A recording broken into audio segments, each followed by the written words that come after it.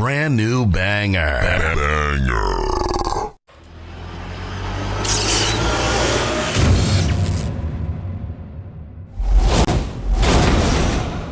What is your hatred for John Cena? Yo, when Hulk Hogan takes a rock bottom better than you, there's a problem. There's a problem. My man. All right, so give me the camera. One rock bottom. Yo, no, it's more than that. Show, give me the camera. I got the fucking camera. Kenny, I'm gonna have to do it for you. I'm gonna give you the whole spiel. He came out as a prototype. Whatever. You know, he slaps Kurt Angle. Ruthless aggression. I'm not into that. Whatever. He comes out as a rapper. I'm like, okay, all right, I can dig it. You know, he's from Boston, so that's a strike. You know, us New Yorkers, we don't fuck with Boston too much, but you know what?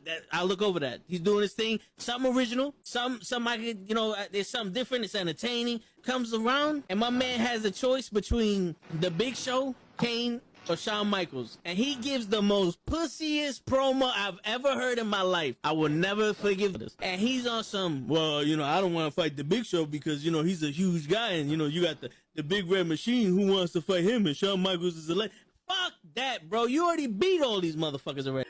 Her return on SmackDown. Okay. So I definitely read some rumors about that. Because for whatever reason, and I don't know Cody's reason, you turn around and go back, and people are gonna be, you destroy thrones, and you go back? We have been doing this shit for ages, and he still doesn't know how to take it right. Trust me. That's it. I got you. My man, he collapsed with the kick. That's what I'm saying. That's the way he didn't collapse during the sun. It was the kick. He's not even in his fucking chair when he gets in this fucking thing. He's not even in his fucking chair. Yeah, but he thinks, oh! There he goes. Both matches without the wrestlers were in the table.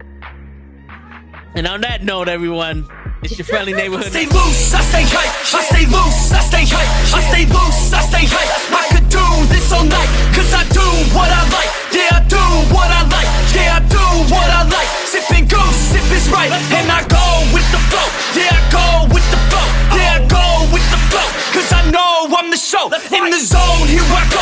In the zone, here I go. In the zone, here I go. Yeah, they know I'm a pro.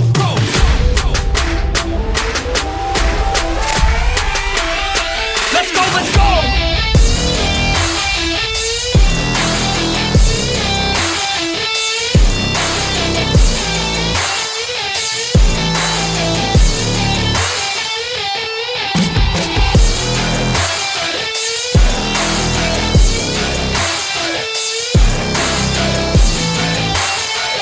Yeah! Let's go! Here I go, I get lit, I get hyped for this shit! That's right.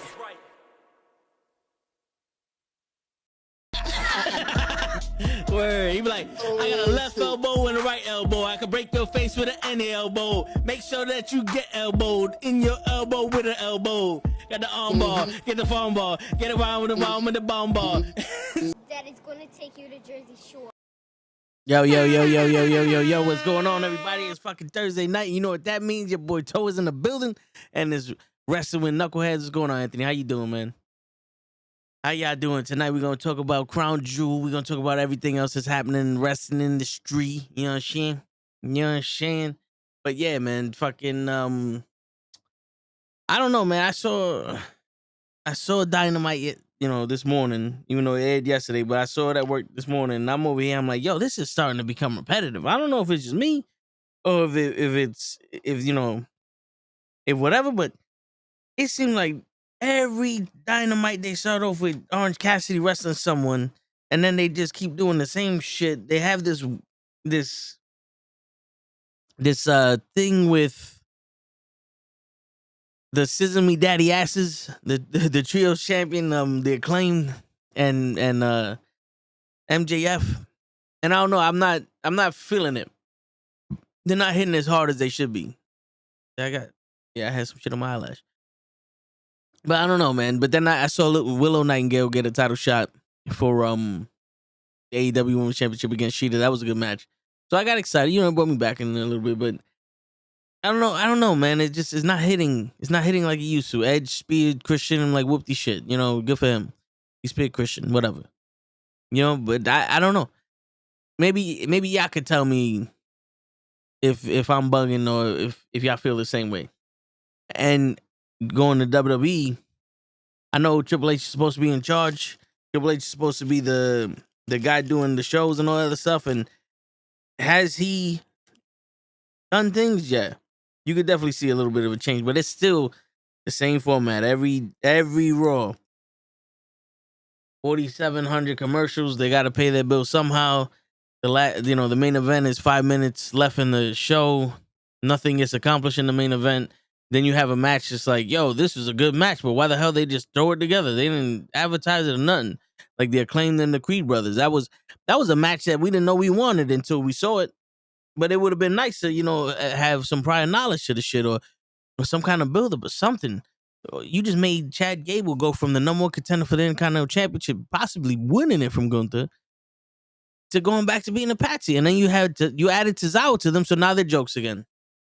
And I'm like, yo, I don't know if y'all want to keep Chad Gable as a joke or what, but he shouldn't have been a joke after that shit with Gunther. You know what I'm saying? I don't know. Maybe I'm bugging. Maybe I'm just a guy that doesn't know what he's looking at. But what I do know is that Gunther now is having a program with The Miz, or possibly having a program with The Miz, and I'm liking it for two reasons. One, The Miz should be on TV more. This man, despite what Lay says, this man can do his job and do his job very well. He's one of the best at doing his job. Two, he can push Gunther to heights that Gunther can't get on by himself. Like, Gunther right now is on championship status of Roman as best as you can be with being there every week. You know what I'm saying? He is the most important champion on Raw. Even though I don't recognize Seth Rollins as a world champion because that motherfucker just ruined every goddamn thing in there. But he is right now the top guy on Raw, my opinion. But he's not looking like that to outside faces because, he's wrestling, guys that he's not really having any stories with. It's just throw them together and all that other shit. With The Miz being able to talk as good as he does and being able to paint a picture as good as he does, Gunther can capitalize on this. And he can paint the picture that Gunther wants to paint. You know what I'm saying? Because like I said, despite what Lay says about The Miz, The Miz can paint Gunther in such a light that Gunther would be looking unstoppable. So if he does lose the Intercontinental title, he can go for the world title. Imagine Gunther, the world heavyweight champion. I can see it now, but with The Miz's help to push the storyline even a little further, that if Gunther does lose that title to a Chad Gable or Tommaso Ciampa or to Ricochet, whoever he decides to lose it to, it would be like he's not taking a step down. He's walking through the window of opportunity, and he's gonna be going for the next title shot, which the way it should be when you was the Intercontinental champion back in the day. You know what I'm saying? So I'm excited to see how The Miz can get Gunther over.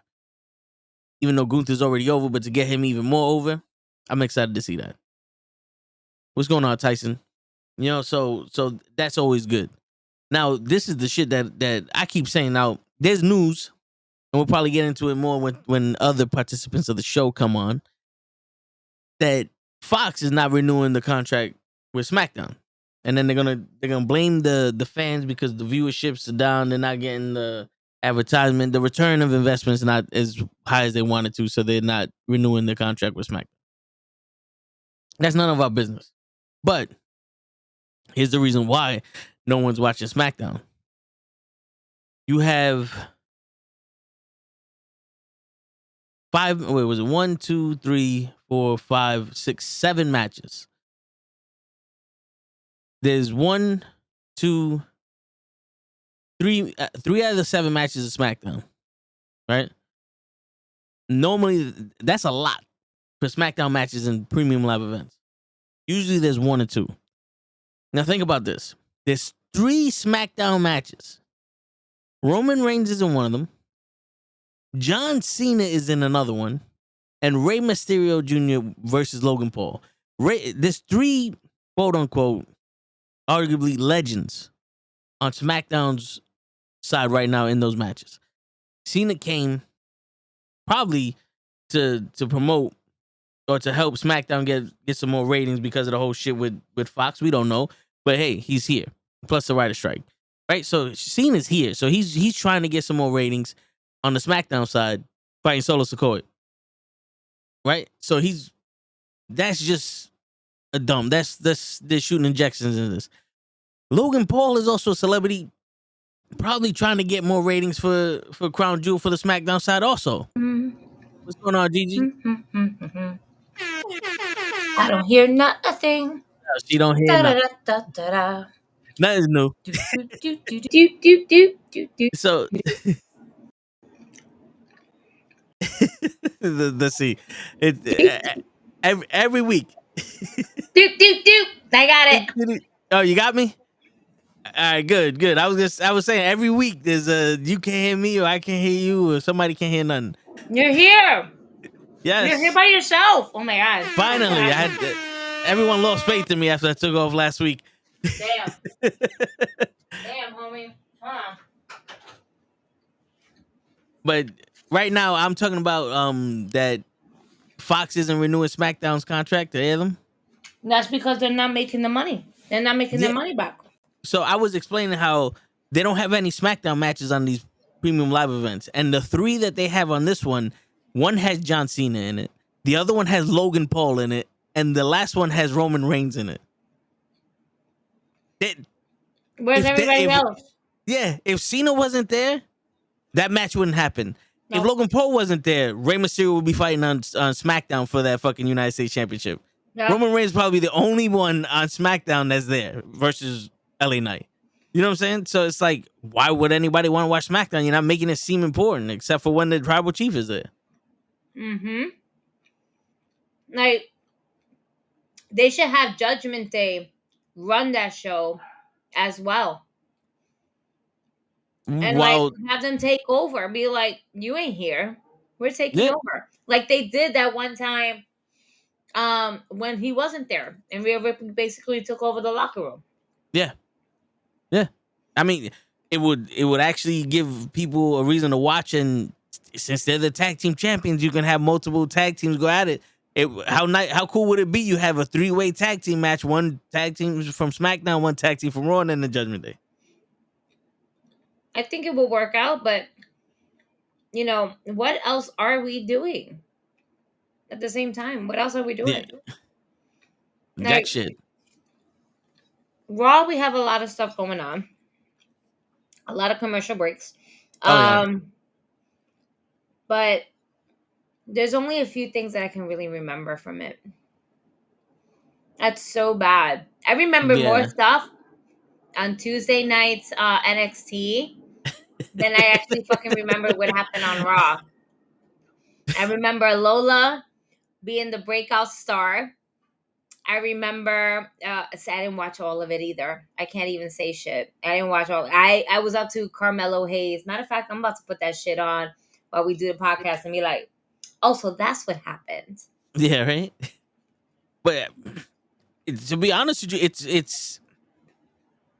it almost seems like, I don't want to say it's getting boring again, but it's like so much shit is happening for no reason. It kind of makes no point. It's like, if you don't watch Fast and the Furious, if you don't watch Fast and the Furious for the stupidity, you're not watching Fast and the Furious. So now wrestling is like, if you're not watching wrestling for a specific reason, you're not watching wrestling anymore. Like even AEW is starting to have that repetitiveness in their shows where I'm like, I don't know. I noticed. It's like, do the champions need to defend this title every day? It's like, there's no growth in the division. Even with Roman gone, there's no growth in the division. That's the thing. There's no. Like no one's taking the opportunity to be like, I'm the HNIC while Roman's not here. They just shoved LA Knight inside the position, and he's just like, well, I can give it to me. I can take it. And he can. Yeah. And I don't know.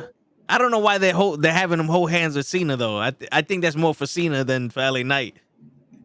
Just so people kind of, it's in a way is like passing the baton, you know.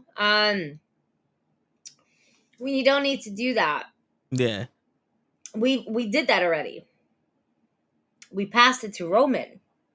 Yeah. You know what I'm saying? We passed it. The thing is that Roman's like, I ain't giving this up yet. Yeah, Nope. go find another one.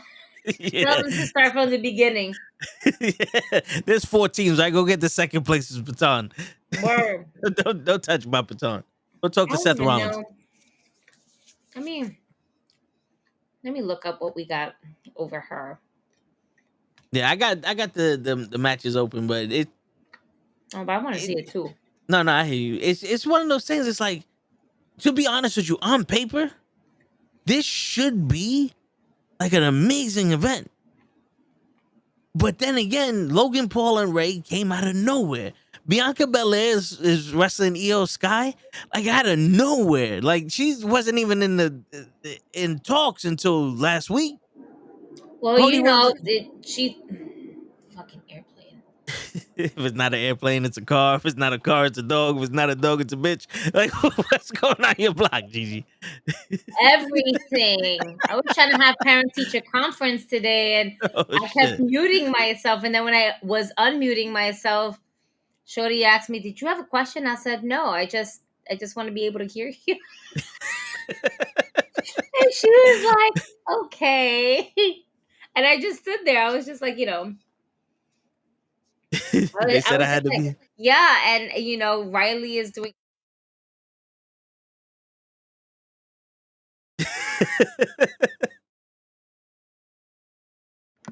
And as I was saying, I just hope that, you know, anything that you can tell me what I can do.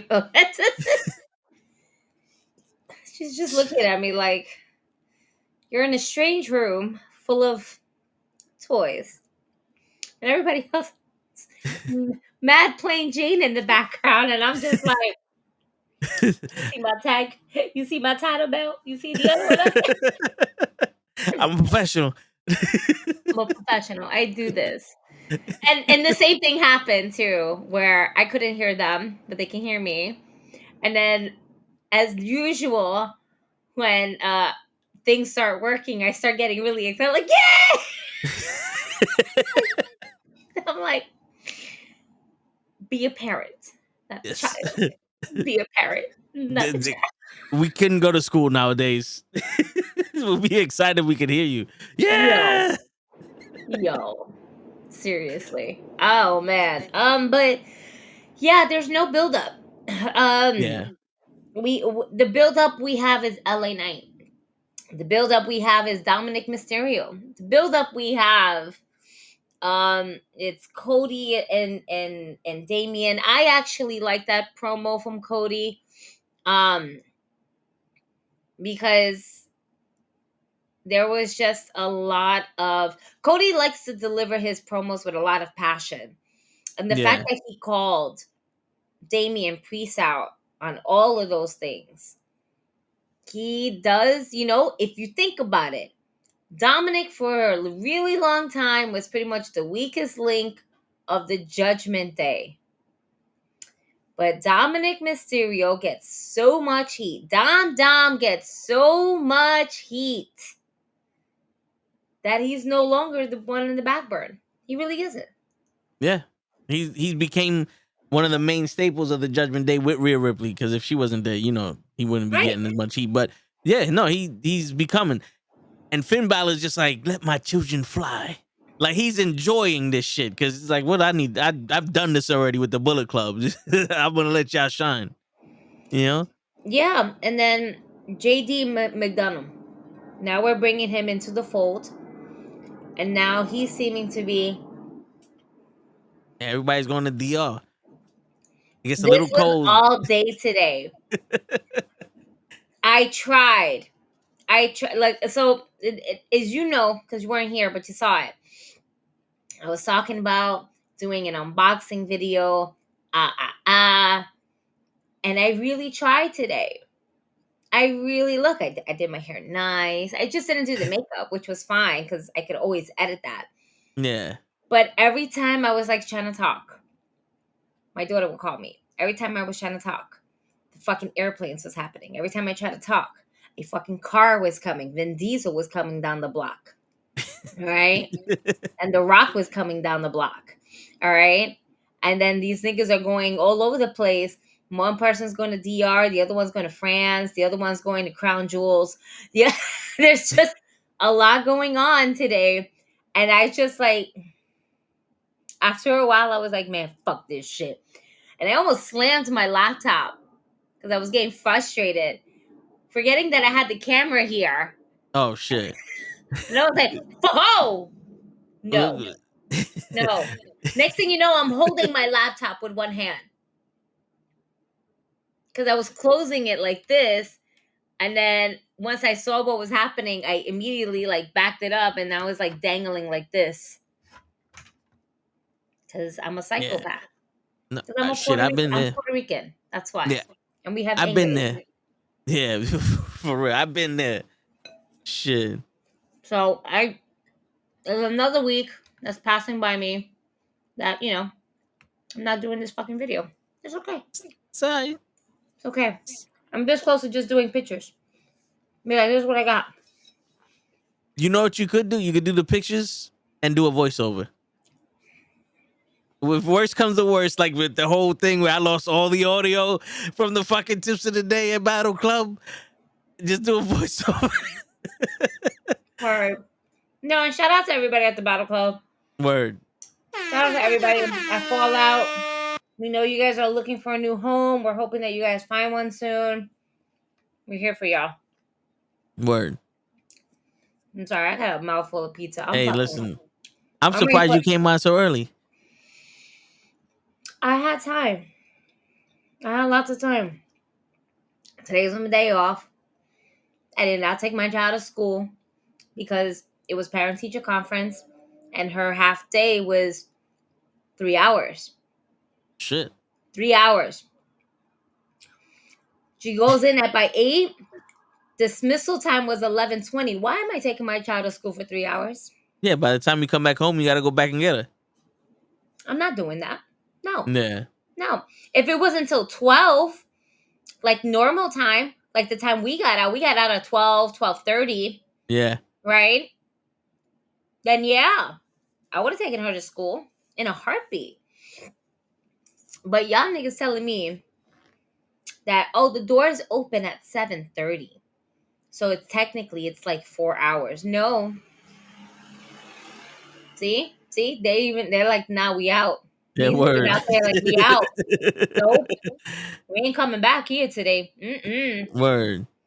Classes start at 8 and dismissal time was 11:20 on the dot. Nah, I'm sleeping in. I'm good. We're sleeping in today. Let me text them. Hey, I'm not going anywhere unless it's on that airplane. Word. Going to Crown Jewels. They're trying to see this shit. As I eat my pizza and wait for my bottle to get here. Word.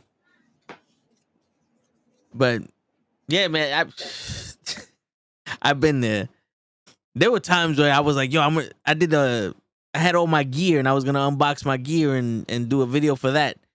And while I was unboxing the gear, I forgot what I was gonna say and what everything did, and I just said, fuck it. I just took everything out and hooked everything up, and said, I'm not making them. So then I made very bad unboxing videos, and I decided unboxing isn't for me. Because I've always been the type of person, I got this for me. I don't give a shit if anybody else sees it. Like, look, it's a mouse. It's wireless, beautiful. End the video. I don't need to I don't give a shit about the DPI, how many buttons. It's a mouse. It works. Beautiful. That's why I got it. Thank you very much for watching. Tune in next time when I talk about the keyboard. Look, it's a keyboard. There's buttons on it. It lights up. It's beautiful. See you next time. You know what I'm saying? Yo, I tried doing it standing up. It wasn't working. Then I was like, all right, cool. I could do it sitting down. But then I'm going to have to cut a lot of scenes because all you're gonna see is, all right, my next one. Yeah. Like, no. Yeah, that would have Even been if I had it tedious. lined up on the table. There's just so much shit on Comic-Con. I just want to show everybody. I know the people that I bought them from, like, they want to see it too. But it's just maybe Sunday. Sunday is my next day off. Maybe I could do it. I don't have a child on Sunday. Yeah. I don't have a 9 to 5 responsibility that day. I'm not doing any podcasts. Yeah. And Crown Jewel is Saturday, so Ground Jewel is Saturday, which I will be working. All right. yeah. Okay. But yeah, Sunday's a free day because you don't watch football like that, so you should be good. Are the Giants playing? I think so. To be honest with you, Kenny didn't give us the picks of the week, so I don't even know what the fuck is going on. Disappointed in that man. Unbelievable. Word, my man. He loses his voice once and he don't know how to act. Yeah, the Giants are playing the Raiders. Boom. It's okay. I got a TV right here. I can watch the game. See, there you go. It's a win-win. And if this doesn't work out, I'm doing it live. Okay? If this thing doesn't work out, I will do it live and you will all suffer. You will all suffer. Because there's a lot of shit. Fuck it. Yeah. You gotta do what you gotta do. Yo, this lemonade is popping. Oh my god. I was just about to say, you got a brand new cup? No, we're not used to these cups. I got my child's cup. Oh. It looks massive because the camera just makes everything know, but this thing is this big. Yeah. I don't know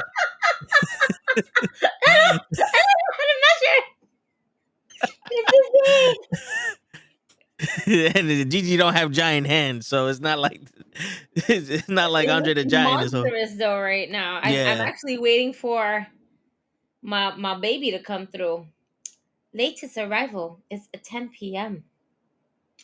Yeah, where's my bus driver? You hear me? Oh, here's my nigga's on a bike.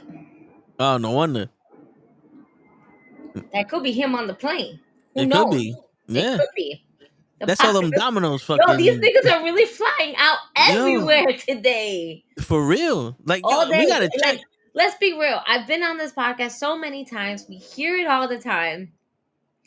This is the most I've heard these planes going off like crazy. That's got to be like the 5th plane so far. And you haven't been on that long. That's like, what, 10, 15 minutes? What's going on here? We got to check. It might be cheaper to fucking... It might be cheaper to fly. Clear skies. Wait, let me check Saturday. Probably raining. Partly cloudy. In the 60s. Yo, this weather's so fucking bipolar. Shit. I hate you. I hate your weather. Anyway, let's get back to good old wrestling. Shit. Round trips on Sprint Airlines to DR is $215. Everybody's getting their butt done now. That makes sense. It's the cheap time of the year. Everybody's getting their butt done. That makes sense. The Christmas holiday special. You already knew. Once the stroke of midnight hit, boom. Christmas carols everywhere, y'all. Yep. It's Black Friday every day. That's right. Shit. Gotta fucking hate it.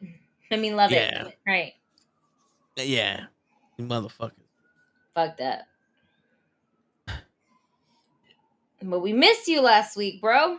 Yeah. My cat almost fucking died on me. And the crazy shit is I spent almost a damn near $1,000 on this fucking cat for them to tell me they don't know what's wrong with it. You so take it to City MD.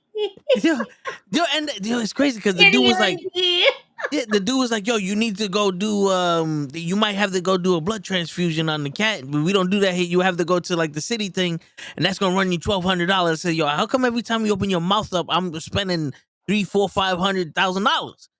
Stop opening your mouth. Stop suggesting shit. Tell me what's going on. I don't know what's happening. She just lost 84% of her bloods. I was like, all right, if this, then my doctor instinct came in because in the streets you had to learn how to fix shit before your mama found out you was fucked up. You know, you know what I'm saying? Before your Yo. mama found out you was hurt, you had to learn how to fix shit. So I was like, yo, listen, you have any kind of meds we could give this cat?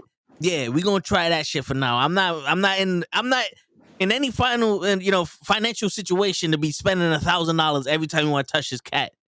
For that, I'll cut this motherfucker open and figure out what's going on with it. All right. I watched a YouTube video.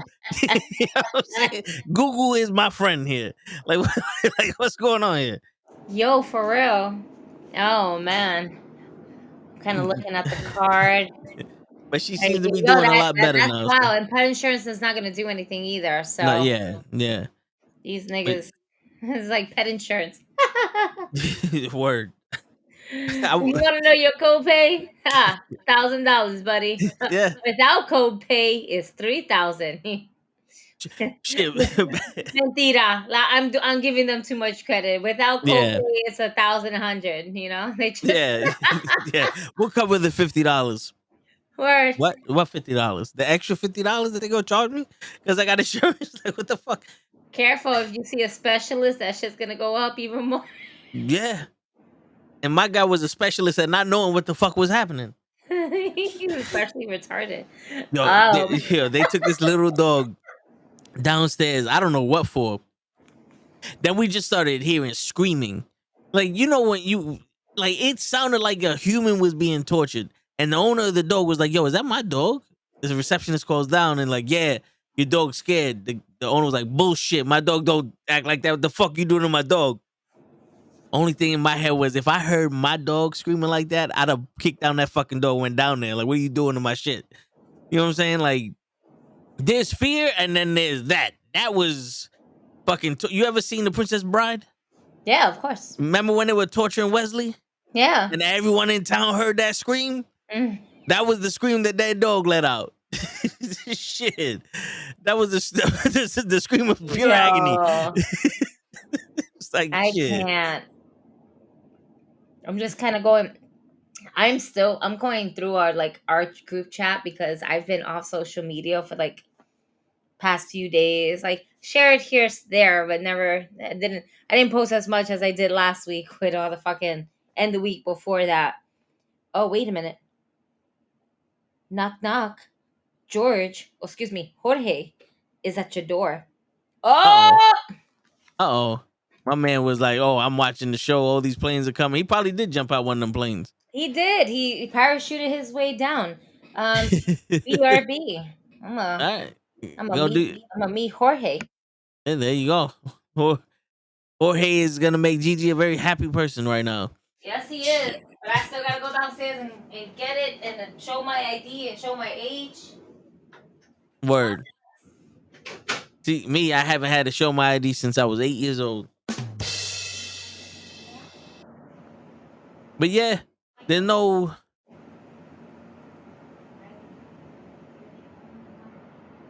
going back to the SmackDown thing, there's no promotion for SmackDown. SmackDown is just straight up Roman Reigns. They're not doing nothing else with him. If it isn't the Bloodline, it isn't SmackDown.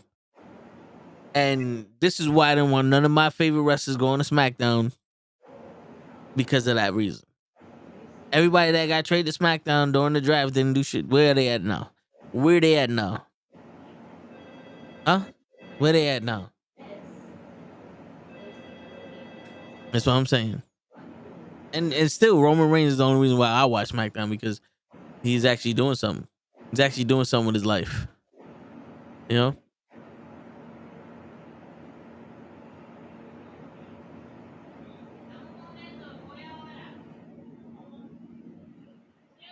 Shit. But yeah, man, we got Crown Jewel coming up on Saturday. It's gonna be in Saudi, which I don't know if they're gonna go with this little bit of matches. I don't know if this is a WrestleMania type event going on, because it doesn't feel that way. But I'm pretty sure they're gonna have the big fucking stadium, the big entrance, the big hoopla and all that other shit, because it's Saudi. They have all these. This got to be the most women they had in Saudi since ever. and it's gonna be funny to see all these women covered up from head to toe. I want to know how they're gonna treat Rhea, if Rhea's gonna have all that makeup on or not. I don't remember how she was last time, if she was there last time. I know. So we start. Yeah, I mean, she's the only one that you got to worry about because it's not like Asuka's gonna be there with all that face paint. But we'll see. I don't know the rules over there anymore. I don't know if they changed the shit or what, but they're definitely throwing all them women out there. Now they're doing a show congruent with them. It's a house show. I forgot who's on that. But I wonder if that's just because they're trying to make money on the house show because not everybody's going, or is just because they didn't want to go.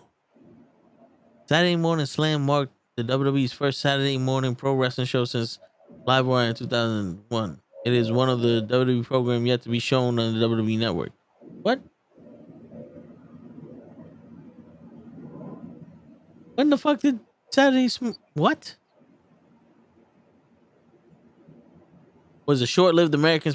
Oh, I was about to say they ain't make no Saturday Slam event on Saturday. I'm trying to see if there's a fucking show. Who's on the fucking house show? All right.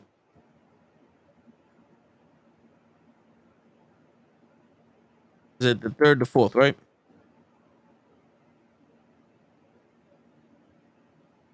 It's not gonna be the champions. Super show, Rochester, New York. Ricochet versus Shinsuke Nakamura versus Intercontinental Champion Gunther. So Gunther's not on the crown jewel. We knew that. Becky Lynch and Natalya, Viking Raiders match. Well, Viking rules match. I don't know who's in it. Oh, it's probably Kofi versus Ivar. But I call him Tokar. Carlito versus Austin Theory. The Brawling Brutes, Butch and Rich Holliday versus the Street Profits. DY versus Imperium's Ludwig. What? All right. Whoever wrote this list they just put everything down there. They didn't like their nicknames and then there's regular names all in bullet points. Tozawa versus Omos. Tozawa versus Omos. Okay. So this is gonna run congruent with the Crown Jewel event. So we're not getting Gunther. That's probably because why? You think that's because he's from another country? He don't want to lose his visa ship. I don't know. I love you. Becky's not in the.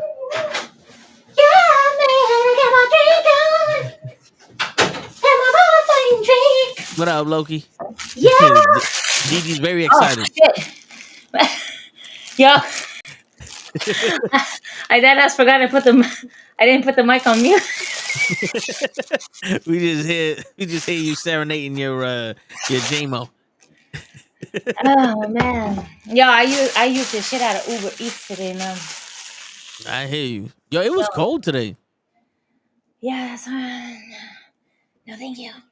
And we went from yesterday and it was cold today. Yo, let me tell you something right now. If you are an Uber Eats delivery guy, okay? If you are a Grubhub delivery guy, and you know it is, I don't even have my phone on me. I left it over there. It feels like it's in the 30s. If you are wearing a hoodie and socks with chancletas, you have zero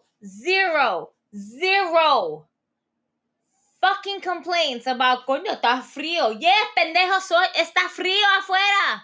With your hoodie and your chancleta, you're not even properly dressed right now, my guy. Word. You're not properly dressed today. Oh, sí, está frío. You motherfucker, you're wearing a hoodie, chancletas with socks. Yeah. And you're riding on your you're not even in a fucking car, bro. If you were in a car, I would probably understand because you in and out of your car. Boom, bam, that's it. but you're driving a little fucking motor shit with nothing. Yeah. I don't want to hear none of you niggas complaining. If Yeah, you you know did to what see the yourself. weather is outside, dress accordingly. Word. Or don't complain. Don't complain. Because you're setting yourself up. That frío afuera. Yeah.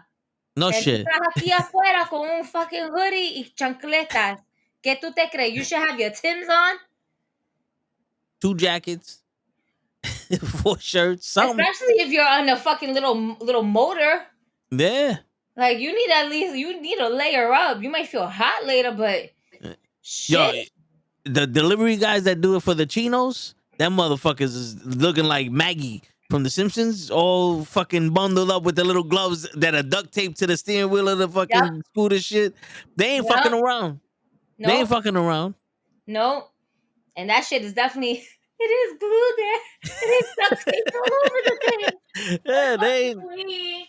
My man is not fucking around here. He's like, nah, man. I'm keeping the gloves on that shit so I can just whoop, whoop. Here goes your shit. Whoop, whoop. Put them right back in. Fuck that. Shit. What's going on, Mr. Loki? But shit, man. Yeah, so I'm here. so they're doing a house show at the same time that they're doing Crown Jewel. As they should. Yeah, and so it's Ricochet versus Shinsuke versus Gunther for the Intercontinental title. Becky Lynch versus Natalya. A Vikings rule match between Kofi Kingston and Ivar. Carlito versus Austin Theory. The Brawling Brutes versus the Street Profits. DYI versus Imperium. And Akira Tozawa versus Almost. Akira Tozawa. Oh man. That was a lot to digest. Wait a minute. So where they're doing this house show? Rochester, New York.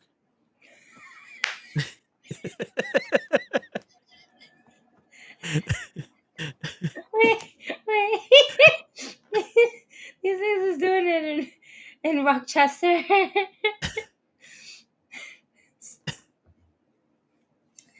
You know what? God bless. They get to stay in the home ground and still are able to work. You know, you don't necessarily need to be on every premium live event. You can just, as long as somebody's cutting the check. Oh, that sounds so pretty. Yeah. Beautiful. I mean, I would have loved to see Ricochet and Shinsuke and Gunther in a triple threat match at the premium live event for the Intercontinental title. Here's to those who get to stay on the mainland. Hold on. The official pour of the Knucklehead Network. Glug, glug, glug, glug, glug, glug, glug, glug, glug. Glug, glug, glug. And woo, I was gonna say right on the hour, but no, we're still early. We're still very early. Yeah. You know what's really good? This is like semi-chill since it's been outside. Your word with as cold as it is. My whiskey is actually a little chilly. It's a little cold, which is awkward for me because I'm like, this is not the right temperature, but I'll accept it. Right? Yeah, that just threw me off. So we're getting all these matches. Yes. At the house show. At the house show. Hold up. No. I need to see this house show card. Like, I know you told me. Hold on. I can't believe this. House show. Niggas. I hate this fucking. Oh man, these goddamn airplanes. Yeah. On other news, did you see that thing? I forgot who was it. Ray put it in the chat that Fox is blaming the fans. No, it was Kenny. Fox is blaming the fans for low viewership and not getting a return on investment for SmackDown. So that's where I was saying that they weren't getting their return investments because I was reading that. Yeah. So yeah. It says Fox CEO says WWE's audience was the reason why they couldn't make a return on their investments. This is why they didn't renew their deal with WWE. We're not hitting the advertising numbers due to the audience of the WWE for our return on investments to be above the levels that we would accept. But also, we didn't attribute enough significant retransmissions revenue to the WWE either. So it made sense for us to move on from them. They've been a great partner for many years, but quite simply, we were very, very disciplined on our ROI. Didn't meet our pre-disciplined parameters. Oh my God. I was doing so good too. So we wish them luck and move on. I don't even want you to try to read that. Yeah, I tried to read it the first time. I said, wait a minute. There's a lot of double talking here. But no, but yeah. So they're blaming the audience, but they're also blaming themselves for basically not advertising it or not just Showing it attributing up. enough to Yeah. the SmackDown brand itself. It was some lazy ass commercials for SmackDown. The tribal chief returns. Like all you had to do was make that once, and every fucking week, that's all we saw. It just says they didn't meet parameters. Well, listen, oh, that's Cap. Wow. I thought that was Loki for a second. But not for nothing though. How we gonna meet parameters when SmackDown is full of shit until the Judgment Day? I mean, until Bloodline comes on. The LWO should have been a bigger deal. Carlito coming out should have been a bigger deal. Yo, what are they doing with Carlito? Send out the calones. They did everything he bitched about in the fucking Hall of Fame. They're doing to him now. They said, we got this motherfucker. It was 10 years later, but we got this motherfucker. We ain't forget. Wow. I want to see. Yes, I see that. No, that's not what I see the people that are on there. I just don't see the matches for this house show. Double main event. Oh, okay. I see some.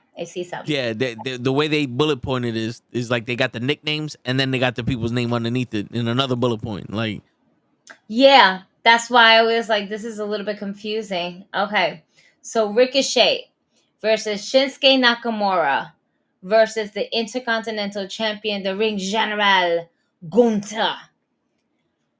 The fact that we don't have this on a premium live event is outstanding. This is why. Why don't we have this?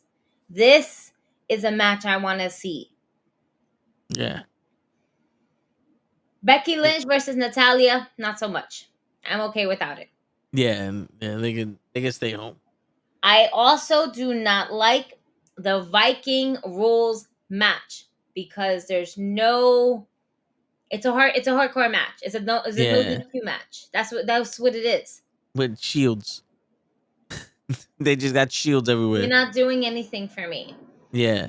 I want to see. So remember how House of Black, when they had the trios match, they're under House of Black rules, right? And they had their rules. They had it out. And it was like, oh shit, this makes sense. Thanks, Sean. All right. Machine. Yeah. But the Viking rules does not come with any fucking rules. So what is the difference between a regular no disqualification match and a Viking rules match? What, we have Viking tools now that we can use and some accessories. Oh my god. Viking. It's like the fucking African drum beat match at WrestleMania between Big E and Apollo. That was garbage. You just put drums around the ring, and it was like, well, we can't touch them because they came from Wakanda forever. Then that was like, nah, this ain't that. Yeah, I don't. It would be cool if at least the way you win was different. But it's, like you said, it's literally just a hardcore match with Viking tools around. Yeah, it's a no DQ match with Viking. Fucking first of all, the Viking rules match. You don't talk about the Viking rules match. Word. Oh man, yo, that actually should be for Imperium, because the way Imperium is running. Sheesh. Yo, for real. But it's nothing. It's nothing. It's absolutely nothing. It doesn't do anything for anybody. It doesn't make anybody look strong. It doesn't make anybody look weak. Well, it makes both of them look weak. Yeah. It's a filler match. Pretty much. We're making this into a filler match, and it shouldn't be a filler match. All right. Carlito versus Austin Theory. 1. I don't like Carlito's new music. It's not growing on me. It's not. Maybe I'm too bit of an old school head. Maybe, just maybe. You know, maybe I try to give it a chance. Maybe not. What really, really, just really bothers me though, to my Apple core, is the fact that we're putting the LWO shirt, but not in the Puerto Rican colors, but in the Mexican colors. And Carlito is 100% Bori. Why don't we have his LW? Oh, excuse me, LW or W. Oh, I don't know how they do it. This is Cero Miedo. I know that much. Yeah, right. W. I don't know how they do it. W. Oh, like that one looked right. That one looked right. Yeah. 1. I like his shirt that says Carlito, and then it has the black and white rebellion Puerto Rican flag. I like that. That was dope. If you haven't seen it, definitely go on to WWE.com. I think I actually have an affiliation code, but I need to go ahead and fix that shit up. I don't know. But there's that. But then when he comes out in the actual LWO shirt, you just give him the Mexican colors. And it's like, if LWO is supposed to be for all Latino, then yeah, there you go. That shit is kind of hot with the apple as a star. Yeah. So I like this shirt. It's dope. I think it represents not only Carlito, but represents the Boricuas, the rebellious, and it's just a really cool concept of it. But when you have the man dressed up as a regular LWO shirt, let him dress up in the one that's with the Puerto Rican colors. Yeah, that's representing him. Okay? And then also, what are we doing with the LWO? We brought Carlito in, and we forgot about the other 2 guys. Yeah. They're doing jack shit with the LWO. Who are they? What's their names? Do we remember them? It's not Felipe, Primo, I tell you that much. Yeah, Felipe and Ryan. I know one of them is white or some shit, right? Jorge and Celia Cruz. One of them is like Fitzpatrick. The other one is like a fucking Escobar. No, Escobar is the other one. Wow. Shit. Right. Oh, yeah, there got to be a Jorge somewhere around there, and a Phoenix. So it's Cruz de Toro, Joaquim.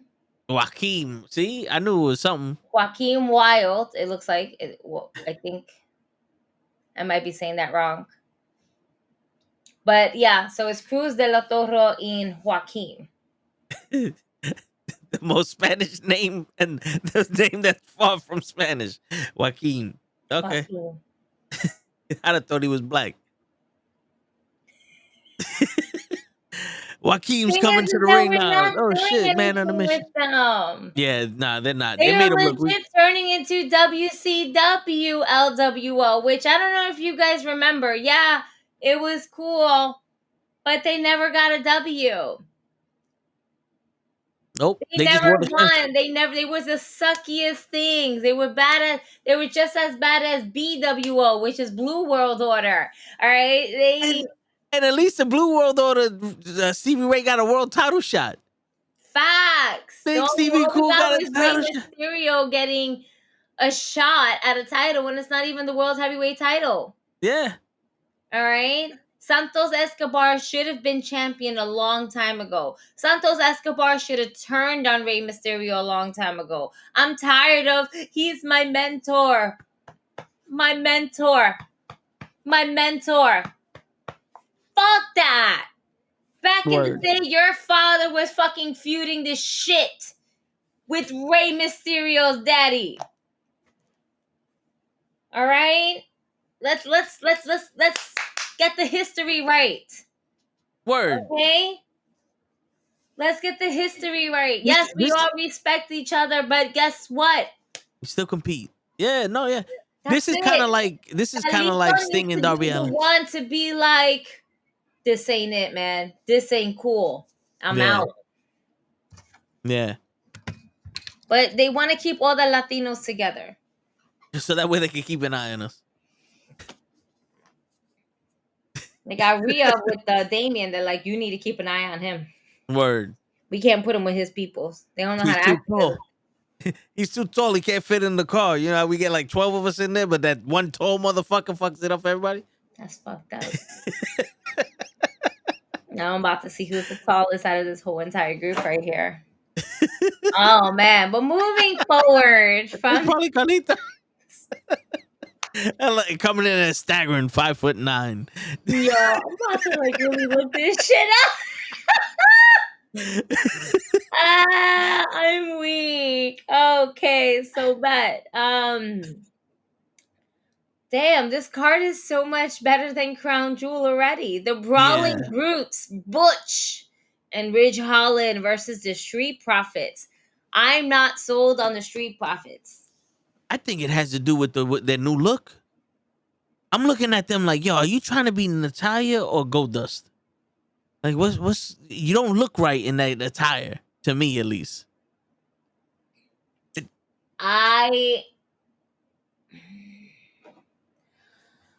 They look great in suits, and I think that they need to start kicking people's asses more in those suits than in their actual wrestling ring gear. Yeah. Not only that, but I'm still sold on the Street Profits of, you know, Profits set up. We want to smoke. You know, the Street Profits haven't been up for a while. Yeah. They're hitting a little bit of rock bottom. They put themselves with Bobby Lashley. That could have taken off on like so much better. But the way they started writing it was that they're still a fucking joke to me. Yeah. They came out losing already. And then give me the suits, give me this. It's like, wait a minute, what? What are you trying to punish these children? Give me all your nice things. I'm taking them back. You don't deserve them. What? I would assume that they would have paid for them themselves. Like, so it's because Montez, my sports jacket. Montez more cleaned up than oh man, I keep wanting to call him Dougie. Yeah. Oh, I forgot his fucking name now. Wow, you're not helpful. Nope. Montez Jordan. I want to call him Zach Sabian. Just for the fuck of it. Not Zach Sabian, nigga. What? Montel Jordan. No. Scottie Pippen. Darrell Reeves. I'm gonna just throw out names until one of them sounds right. Angelo Dawkins. Angelo Dawkins. That was gonna be my next fucking guess. What the fuck? I swear to God. Wild? I started Googling Street Profits and the name just popped up. I was like, Angelo Dawkins. That's Dougie's cousin. All right. I'm not sold on them though. Yeah, me neither. I am sold on DIY. I am sold on Tommaso Ciampa, Johnny Wrestling, Johnny Gargano, and Imperium. Yeah, because I like that. They're natural. Like Gunther's coming into his own. Like I said, with the program he had with the Miz, I don't know if you saw it yet, but that program he had with the Miz made me feel like, okay, this dude is the bad motherfucker he's shown enough. He is the gangster in the movie with his crew. That you might be able to beat up my crew, but you ain't touching me. And a lot of the bad guys are usually the biggest pussy, and the crew protects them. Gunther's protecting his crew. That's what I was like. That's why I was like, yo, I'm excited to see him with the Miz because the Miz could bring that out of him. The Miz will bring the verbal side of Gunther's badassness out. Because you know the Miz is gonna do a lot of talking in this. Yeah. And I think that's what hurts the Street Profits because it's unnatural for Bobby Lashley to show that kind of anger towards these grown men, and these grown men are just taking it when their whole lives like they want to smoke.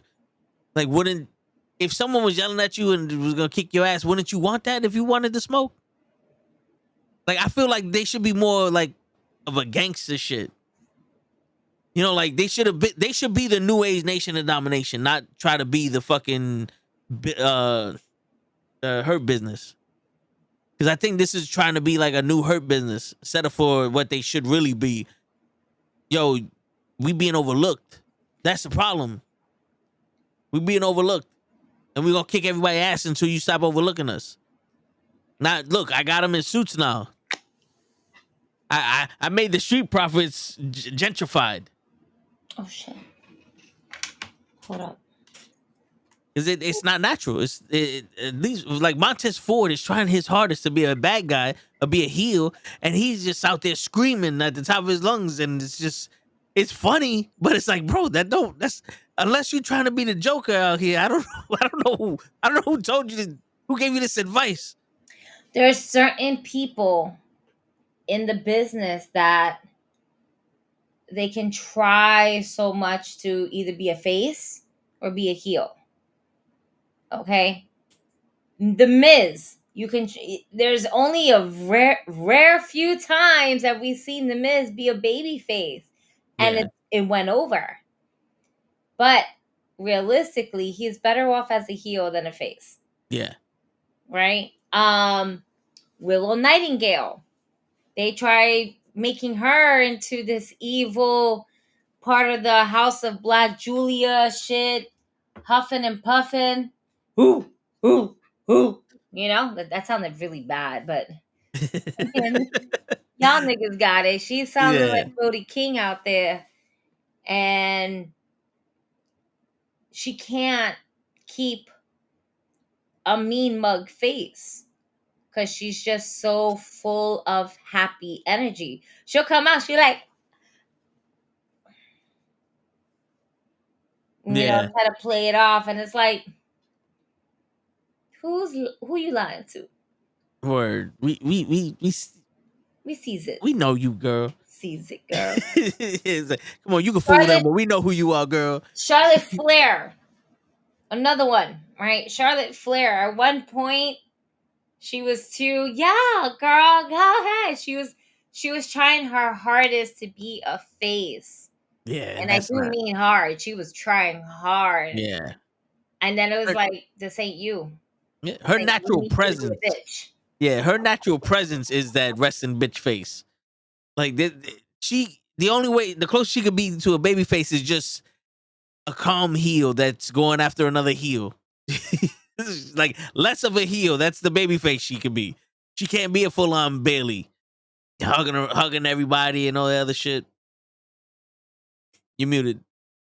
There's only a certain amount of people that again that can only be one side of the coin. Yeah. No matter how many times they tried to be the other side of the coin, there's only a handful, and I do mean a handful, of people that can only be one way. And that's either heel or baby face. Yep. Some people can do both, but there's always that handful of people that can either pull off one and only one. Yeah, like Randy Orton needs a lot of help to be a babyface. Yeah.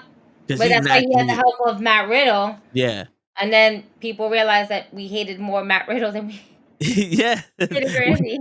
We just would rather see Randy. Randy. Yeah. So I shall be right back, though. You have the floor to yourself. Give me about 20 minutes. I'll be right back. All right. But yeah, so it's difficult for the Street Profits. That's what we were talking about before. It's difficult for them to get over with their persona now. And like everybody wanted him to turn heel and join the Hurt Business and all that other stuff. That's cool, but I really think if they would have just came out on some like, you could be well dressed gangsters. You could do that. You know, it's actually kind of scary. Like, look at Gunther. Gunther's a well dressed bad motherfucker. You can do that as the Hurt Business. I mean, as the Street Profits with Bobby Lashley. Bobby Lashley's another well dressed bad motherfucker, but when they adding too much of a story, like they're trying to do too much acting in there, and that's what's hurting them because what they naturally act like isn't these heels. They just whoever wanted could get it, and you can do that as a bad guy, but that's when you throw in them little sneaky shits. And I don't know, it's looking like they're not putting enough time and effort into telling the persona. Like, they want this story out there already. Like, they're like, yo, fuck it. We're together. I want you to recognize us like they did the Judgment Day. And the Judgment Day had to go through so many different iterations. And Rhea Ripley had to evolve so much to get the Judgment Day over. Because to be honest with you, Rhea Ripley's the one that got the Judgment Day over. Especially with the shit that she did with Dominic. Her being that bad influence girlfriend of Dominic put him over. And now everybody loves Rhea Ripley because she's coming to her own. And just everybody's reaping the rewards of that shit. And Rhea's just acting natural because she bought into that whole bad girl influence shit. You know what I'm saying? Pretty sure she's having the time of her fucking life. She's probably like, yo, I wish I could have done this shit when I was younger or something like that. You know, everybody want to be that little bad boy, bad girl type thing. You know what I'm saying? She probably was like, yo, I'd rather do this shit than look like Vegeta. You know? And I'm referencing her in the WrestleMania against Charlotte when she was dressed up as Vegeta. But the Street Profits, there could have been a lot more. I honestly think SmackDown is a big hindrance when it comes to trying to build up wrestlers. Like, LA Knight works because he was already popular coming into the WWE. So he kind of works. Ray works wherever he goes because he's a legend, but the LW ain't working because they're not really doing much with him. Cena got all of his fame on Raw. So, you know, he's just... Look at Austin Theory. Austin Theory was a mainstay on Raw. He was almost a main eventer with fucking Seth Rollins. He went from Seth Rollins, who's the world champion now, feuding with him for months, to fighting Carlito. And I'm not saying nothing about Carlito. Carlito is a legend, but Carlito just came back, not getting the reception he is. He's a part of the LWO. They don't know what to want to do with him, and they throw Austin Theory there. What? Like, Austin Theory did nothing on SmackDown. Like, they literally was like, yo, fuck this. I don't like him. Throw him to the side. Fucking put him in the back. You know what I'm saying? Like, it's becoming a death sentence to be on SmackDown. And I said this shit before during the fucking draft. This is why I said I only wanted my certain people to be on the fucking on Raw. Because if you Roman Reigns, that's the only one that's really doing it on SmackDown. You put the Street Profits on Raw, have them up against the New Day with their new click. I know everybody, like, the New Day is the Miz of the tag teams, but you know something? At least you're giving the New Day something. The New Day can get you over. Put them in there with DIY. Put them in there with fucking Toka and Razor or whatever the fuck. Like, this time actually make it serious because Toka and Razor, they're trying to be serious with Valhalla. But I've noticed when she cut that little fucking 5-second promo with Adam Pearce, she was starting to smile too because she was thinking all that shit was ridiculous. What she was saying. You could see it in her fucking face. You could see it in her face. It's, yo, that's what it is. They're rushing the shit. They're not letting it marinate and come out to fruition naturally. They're rushing the shit and they want the Street Profits and Bobby Lashley to just be over already. Which they would have been if they would have let it naturally happen, naturally progress. They just showed up one day and like, are they with Bobby Lashley? I guess so. Oh, they got suits on now. They're beating people up. Okay, they're gonna be a bad team. All right, let's do this. I'm ready for it. They lose. All right, fuck it. Damn. All right, now, yo, we're back. Bobby set them straight. They lose. All right, we're done with this one. We're done with this team now. And it's not about winning and losing, but when you make them look stupid, it kind of is about winning and losing because now what are they doing if they're not gonna go over once? You know, if they're not gonna drive that shit where they be undefeated for a little while and we actually need a good team to come stop them or some shit like that. You know, it's kind of pointless. The Brooklyn Brawlers of this shit. Give me a second. Let me blow my nose.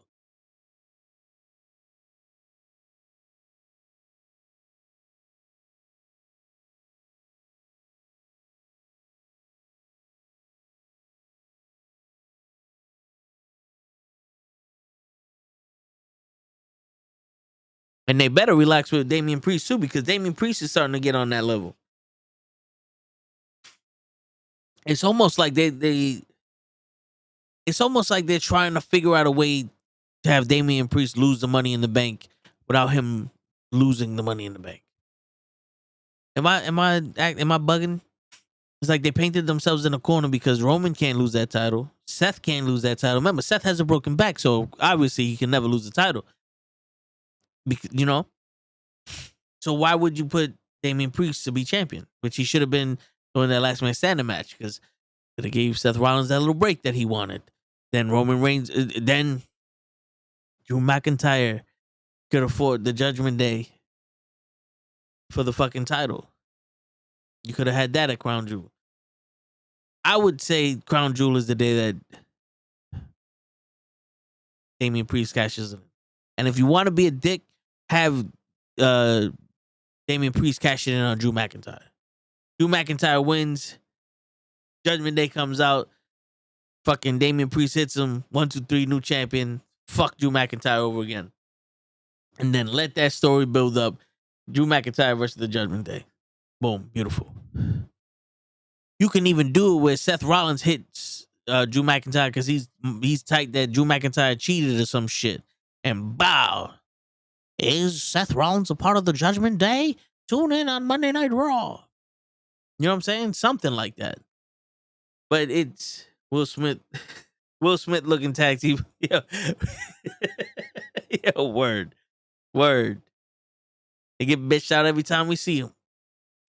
But yeah, Sean Views Entertainment, whatever. Appreciate you saying that you see good things, you see big things for us.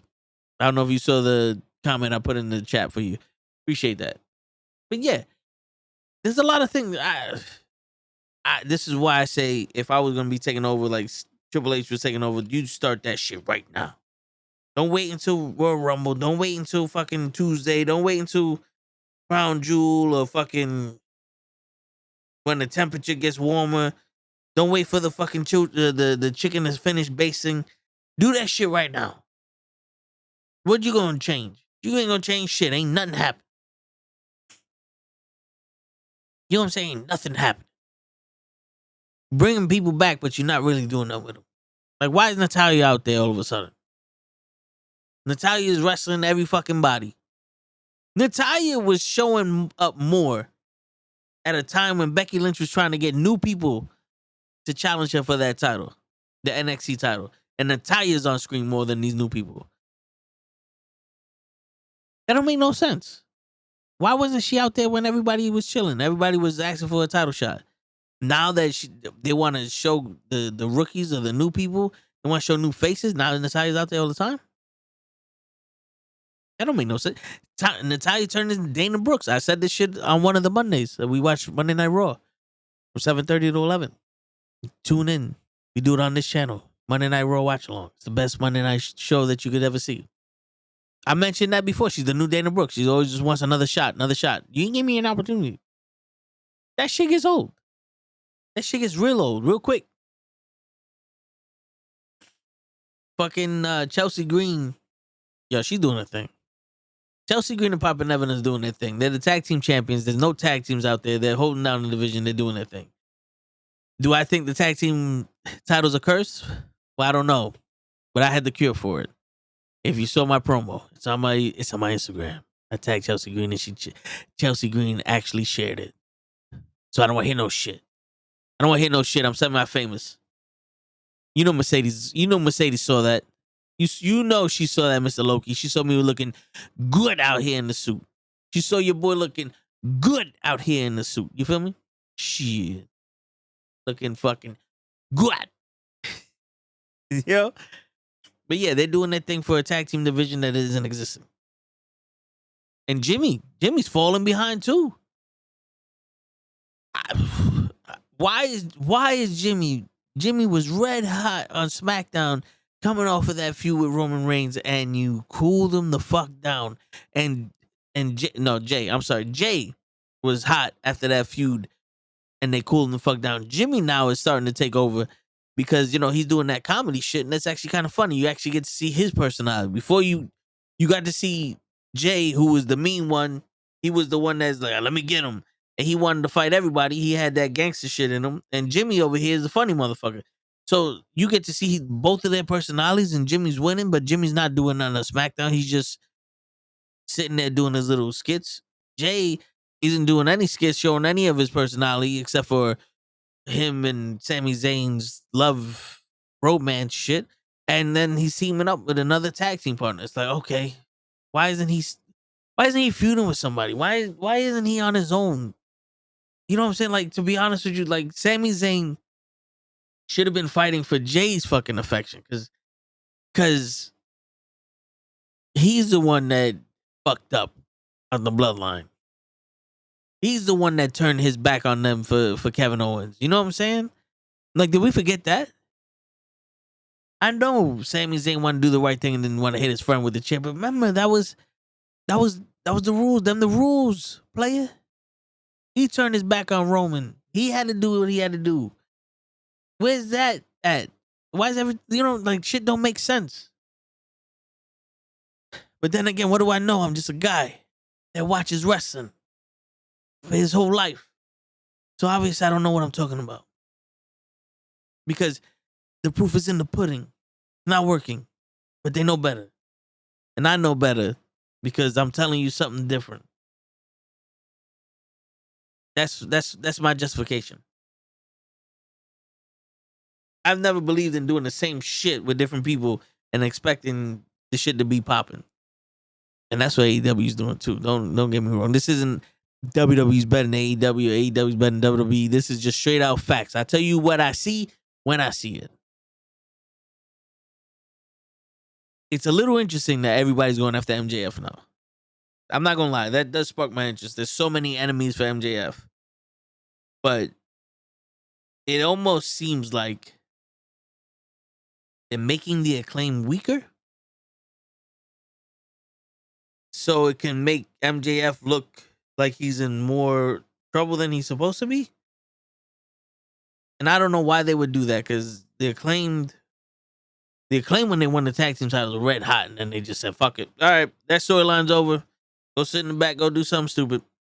We're going to make sure that everything dies down, then you're going to win the Trios Championship and do nothing with them. You're going to make them pink. That's all we got. That's all we got for you. You know? They were red hot. Red hot. Cooled his ass down. Wardlow, red hot. Cooled his ass down. Now he's coming back. And I don't think people give a shit about Wardlow being there. To be honest, I don't think they give a shit. And this whole "you took everything from me" shit with MJF is a little bit too late. Because MJF was champion before, you know, Wardlow left. So why didn't he have this problem when Wardlow was there? You know what I'm saying? Wardlow was TNT champion. Why didn't he have this problem with MJF then? He just let it be. But now he wants to fight MJF. It's like, come on, bro. This don't make no sense.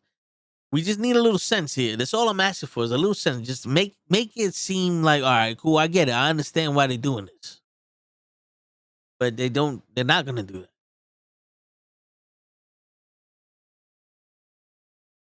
We got the fucking Valhalla and Viking Raiders. They seem like they're being serious, but it's hard to overlook that. But I guess that moonsault and actually showing his ability is helping. But it's very hard for me to watch wrestling now and give a shit. And I know my attention span is only 34 years, 35 years. And that's a short attention span, but I kind of need a little bit more effort from this shit for me to be interested in shit. Because it's sad when all I give a fuck about is, all right, what's Rhea Ripley and the Alpha Academy gonna do? Is because Alpha Academy's funny and Chad Gable's doing his thing and Rhea Ripley's shining. And then on SmackDown, is Roman Reigns there? Nah. All right, I don't give a shit. There's nothing else. Yeah, everybody has their favorite. Everybody, oh, Jimmy's doing his thing. Jay's doing his thing. Solo's over there doing his thing. Paul Heyman's doing his thing. Yeah, I get it, but they're not doing their thing enough for me to care. You know what I'm saying? Like, if you don't watch the show and you just watch the premium live events, you ain't missing nothing. You actually, no, you did miss something. You missed time wasted. They didn't accomplish anything on Raw between fucking Seth Rollins and who's he wrestling? And Drew McIntyre. They didn't accomplish nothing. Then they just keep having Damian Priest walk out when Seth Rollins is wrestling. It's like, oh, okay, yeah, biding time. Anytime I can cash in my money in the bank. Yo, that shit is beautiful when it's unpredictable. You keep walking out there, people are like, you can do a Crown Jewel, and then they don't do a Crown Jewel because, well, everybody knew he was going to do a Crown Jewel, so we want to, change it up. At this point, let them run out with it. Because I honestly think that they're going to I honestly think that they are trying to figure out a way to take this shit off of him without him looking bad. Because it made Austin Theory look very bad when they did that shit with him. When they did that shit with him, it made Austin Theory look very bad. He went for the United States title. What kind of shit was that, bro? You'd have been better off fucking trying to cash that shit in with Roman, and the bloodline goes in there and stops you. You try to pull a fast one. You thought nobody was there, and the bloodline came in and stopped you. That would have been it. That would have been perfect. That's all you needed. If you didn't want him to win the title, there you go. Boom. And it could have set up a future feud with him and the bloodline, but nope. All it did was build up a feud for him to go to SmackDown with the United States title that he won after he cashed in the Money in the Bank and lost. Like, he lost him cashing in the Money in the Bank for the United States title, and then the week after he wins it. So it's like, if you could have just asked for a title shot, why didn't you just fucking ask for a title shot and you didn't need to cash in the Money in the Bank? So let's see. I want Damian Priest to cash that Money in the Bank in on Drew McIntyre. Let Drew McIntyre beat Seth Rollins. And then immediately after, have Damian Priest cash that fucking Money in the Bank in. And then we could go with Drew McIntyre versus Damian Priest in the feud for the title. And when the time is right, give that shit to someone else, because Drew McIntyre don't need that title. But I think that would be dope. You have all the champions on fucking Judgment Day. The world champion, the tag team champions, the North American champion. All the champions on fucking Judgment Day. We're gonna leave Gunther out of it because Gunther's his own fucking division. Gunther is the man right now on Raw. Like I said in the beginning of the show, Gunther is the man on Raw right now. So we ain't gonna disrupt that shit. But they're going good with the Miz. And that has nothing to do with them. That has everything to do with the Miz.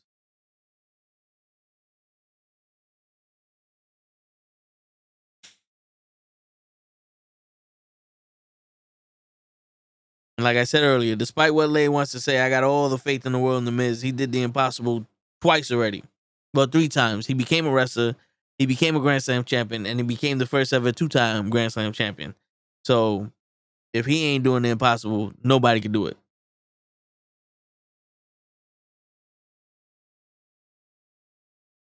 I don't know. My nostrils are swollen, so trying to breathe in some Vicks is not helping. I don't know what's going on. But yeah.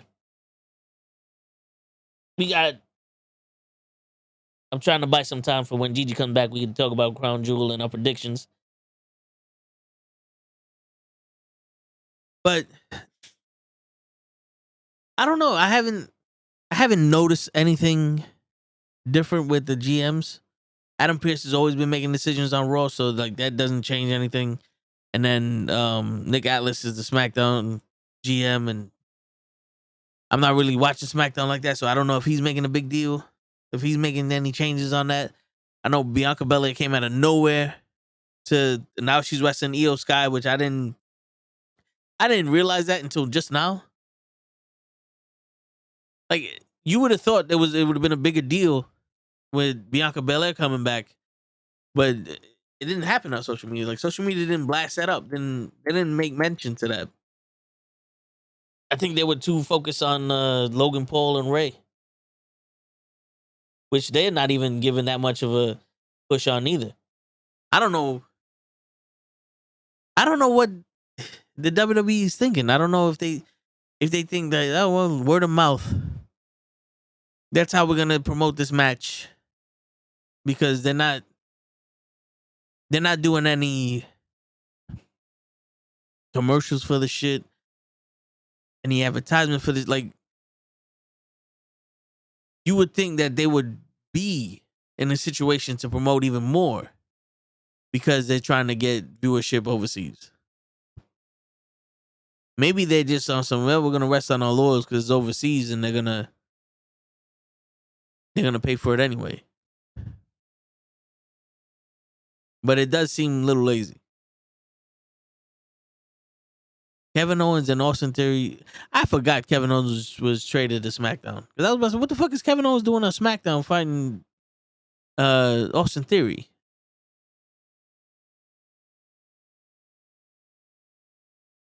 The Brawling Brutes versus Pretty Deadly in the Danny Brooke rules match. Like, what? Why wouldn't that be on the pay-per-view? Why wouldn't that be on a premium live event? You have all these special stipulation matches on Raw and SmackDown, and none of them are in the event. And I don't even know why the Brawling Brutes would be wrestling the Street Profits at the house show. You know what I'm saying? So, like, and then Bianca Belair steps into the ring against Bayley again on SmackDown. Like, I don't know if I want to. I don't know if I want to fucking waste that match on them on SmackDown again, but they're probably gonna jump her or some shit. But that was me just stalling until you came back. Got you. I didn't hear anything. I was actually watching Money in the Bank. I don't recall the year, but Naomi was still a Funkadactyl. Oh shit. And Soraya was a Paige. So somebody call your mama. That was the one-on-one that we had going on right now. Yo, word. Somebody call my mama. That was the shit back in the day. But yeah, I elaborated more on the Street Profits. Then I went into how Austin Theory became nothing on SmackDown. And yo, how sad. How fucking sad. Excuse me. How fucking sad Austin Theory's stardom has fallen. I mean, the man had the Money in the Bank briefcase, did not cash in successfully, and now is not even going to Saudi. He is going to wrestle Carlito, which is not bad. I'm sorry. I don't want to make it sound like because fighting Carlito is a bad thing. Fighting Carlito is a great thing. I think it's great for Austin Theory to have that underneath his belt. Yeah. But I honestly believe that Austin Theory and Grayson Waller should be your next tag team to possibly get the belts. Yeah. And I'm not saying for them to take it away from Judgment Day. And I'm not saying right now. But starting the new year, if we're not doing anything with Grayson Waller, if we're not doing anything with Austin Theory, put these boys together because they know how to bounce off of each other well. They're like Bobby Roode and Dolph Ziggler. Yeah, man. And it sucks because I don't see Bobby Roode coming back to the ring. He's a producer now. Yeah. Let him do his producing thing. Yeah. They need it. But I hate to see the glorious one, Bobby Roode, and his career like that. Yeah. And I'm really hoping now that DIY is back, we're getting these glorious bombs back. So I need, if anybody's gonna be a manager to DIY, I want it to be Bobby Roode. That would be something. Shit, that'd be something. All right, so I'm looking at all of this. So yeah, I just want to go ahead and we definitely touch base on this. Akira Tozawa should always be protected. Yes. He is the next R-Truth in this game. All right. And there's no one like R-Truth because R-Truth is on his own thing. But if you have to put in comparison to what Akira Tozawa can do, it is basically him taking over the position of R-Truth. The man is everywhere. He is on SmackDown. He is on Raw. He's on NXT. Is he on SmackDown? I feel like every once in a while he'll pop up on SmackDown. Yeah. Right? Like he pops up a little bit of everywhere. Right? That dance alone. That's it. Ooh, that's nasty, Tozawa. Yeah. Nasty. That alone makes him the R-Truth of this time. Shit.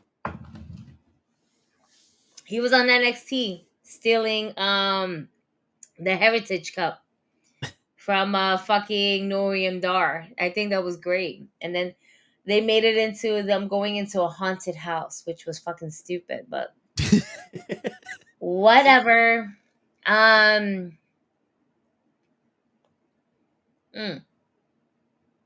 I've said this. I feel like they're trying to figure out a way to get the Money in the Bank briefcase off of Priest. But I also feel like Damian Priest should cash it in this Saturday on Drew McIntyre. You think Drew McIntyre is going to take that W? No. But if Damian Priest is going to cash in the Money in the Bank, I want Drew to win the title and immediately lose it to Damian Priest, because he's always like, I can't get over the bloodline. I can't get over the bloodline. And now we got the Judgment Day fucking him over. So at least I can go into a program between Damian Priest and Drew McIntyre. But that kind of defeats the storyline that they're doing right now with Mommy being involved with Drew McIntyre. It kind of interferes with that.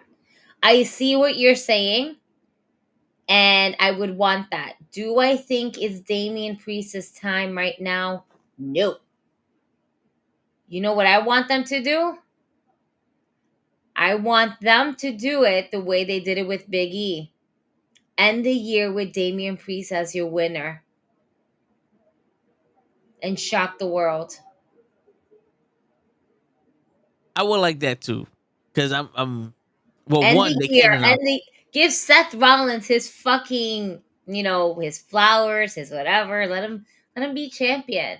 Yeah. But by the end of this year, I want Damian Priest on the last episode of SmackDown or Raw, whatever fucking last WWE house show event it is. I want Damian Priest to cash it in and let his year end with a W, with him holding the title and him starting the new year as the champion.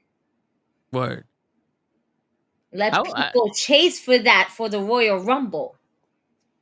I would like that. I would like that too. They just can't announce it like they did Big E. Because they kind of ruined it. Oh, Big E's going to cash in his Money in the Bank on Raw. And there he goes. It's like, you ruined it over Twitter. Did he? Did they? Yeah.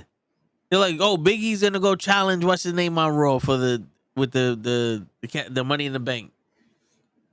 And I'm like, well, what? I don't remember that, but I guess that I smoke a lot of weed, so I guess I don't. You got the good memory here, so my friend. I can barely remember what happened to me last week.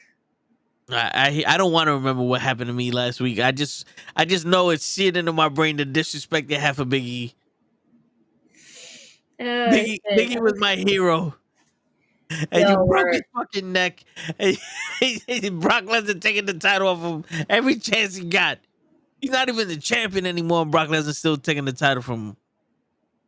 It's ridiculous. Nah. They did the New Day real fucking dirty with the title and Brock Lesnar. Especially Kofi.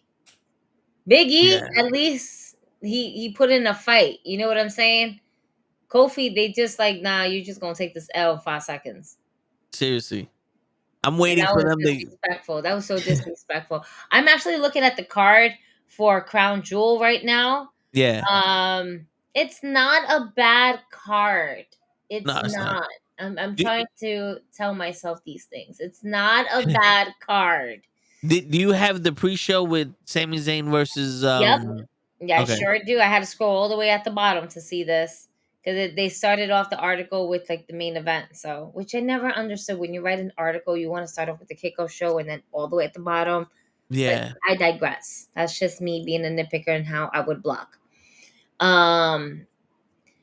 So Sami Zayn versus JD McDonough.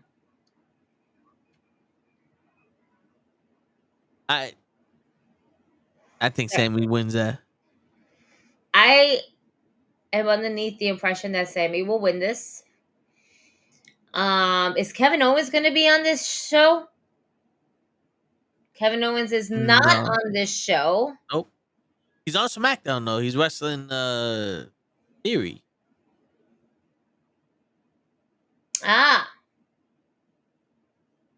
Right. Yeah, he's wrestling Theory on SmackDown. I forgot we have SmackDown tomorrow and then the show. Gotcha. Sami Zayn going back to Saudi though. Wow. What up, Matt? That is true. As I'm stretching. Oh my god.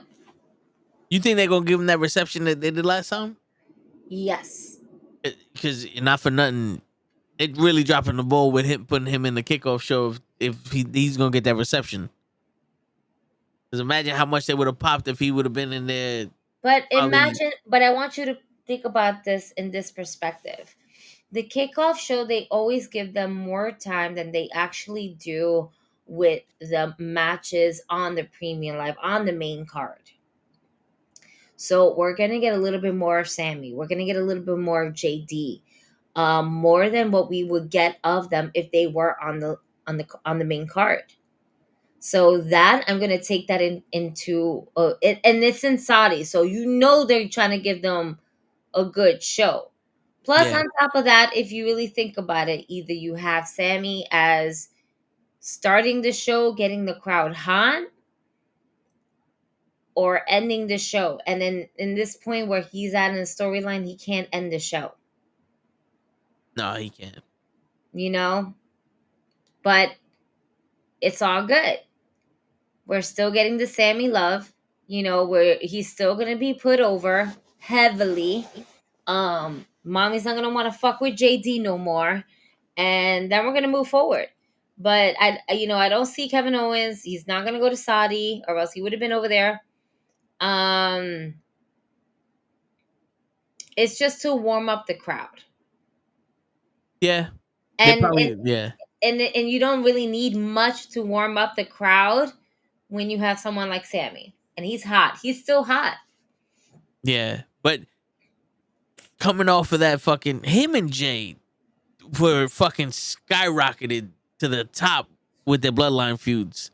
And then as soon as they came off of the bloodline feuds, they were like, all right, we're going to start back at zero. It's like, that should have never happened. Like, I don't think they started back at zero. I think they stepped down a notch because maybe they didn't want to be in that...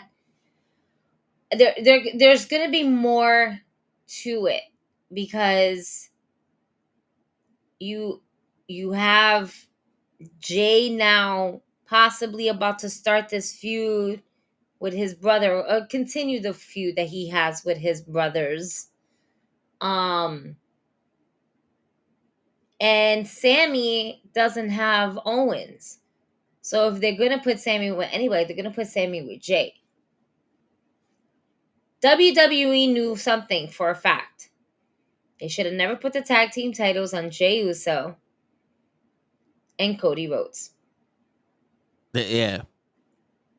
Because it seems like now they just did that so that way Jimmy can screw him. But Jimmy could have screwed him during the match and stopped him from winning the titles. He could have screwed him at any fucking point in time until WrestleMania. Because I'm pretty sure that's the goal, Jimmy versus Jey at WrestleMania, right? So why do we need this shit now so that way nothing can happen in the future? Because it's like Jey ain't even bothered by the fact that his brother kicked him in the face. It almost like it never happened. Like Jay's like, that ain't happened to me.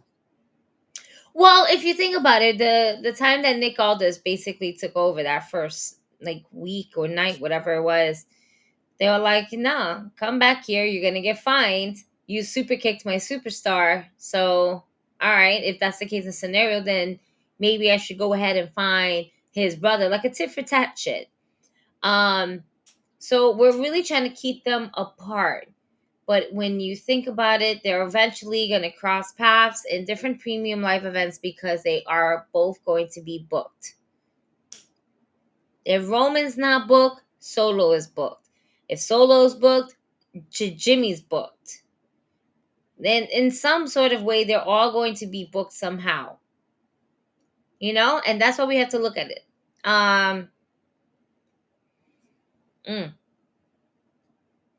Sammy said he was done with the bloodline, but he ain't done.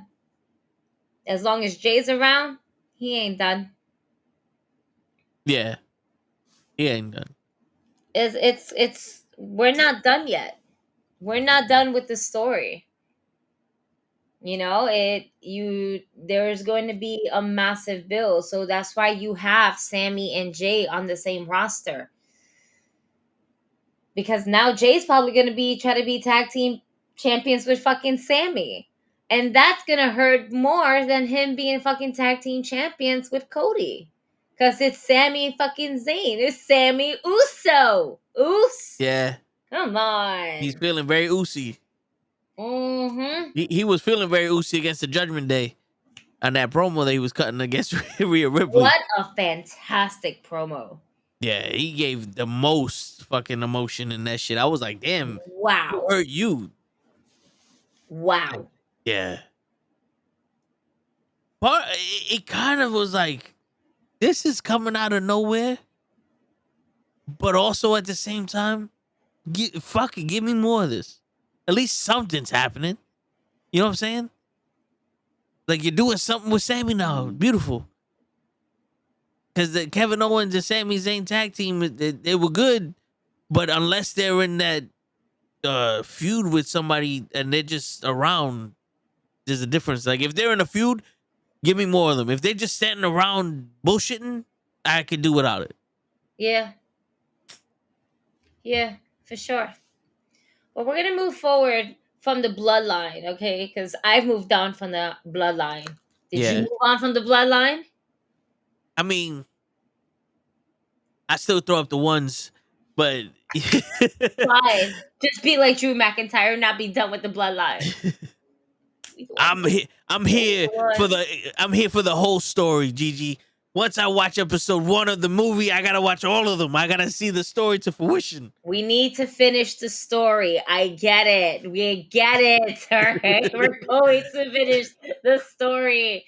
No matter how many times you get kicked down, you still get back up. Yeah. And now I'm invested in Damian Priest's story because he was supposed to be the leader of the bloodline and he's playing second fiddle to Dom Dom. Now what?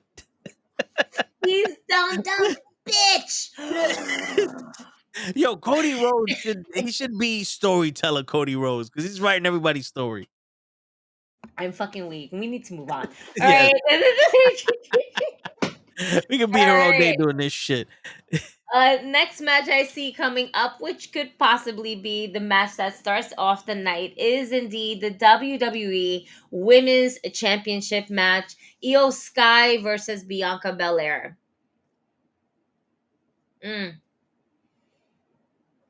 Bianca's not going to win it. Bianca is not going to win it. The EST is not going to win it. Yeah, that I want Io Sky to maintain the championship because why would Belair win the title? If you really and think about it, Io has so much star power on her own that, in all honesty, like it for it to transcend not only in Puerto Rico, because that shit really took off in Puerto Rico. They were all behind Io. Yep. But they weren't behind Bianca. Yeah. You know, and you got to think about that.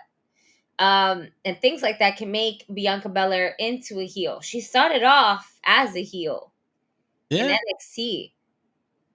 You know, she was essentially the next Sasha Banks, but in a different way. Yeah. But Io and Bianca Belair, you know, there's gonna be a little bit of Bailey, a little bit of Dakota. Maybe Bailey, maybe not so much Dakota.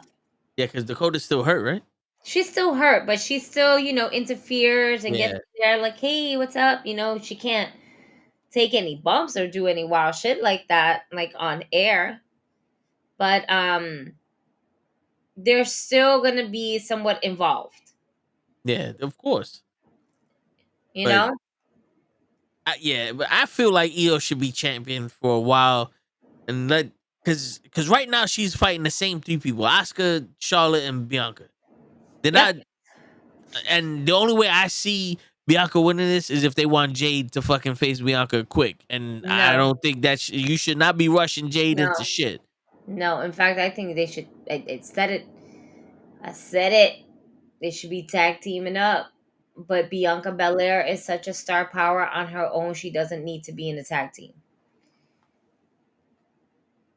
Is money while Io is in a group that we don't talk about or care about? I wouldn't say about that. Listen, she needs to leave the group. I don't think she needs to leave the group.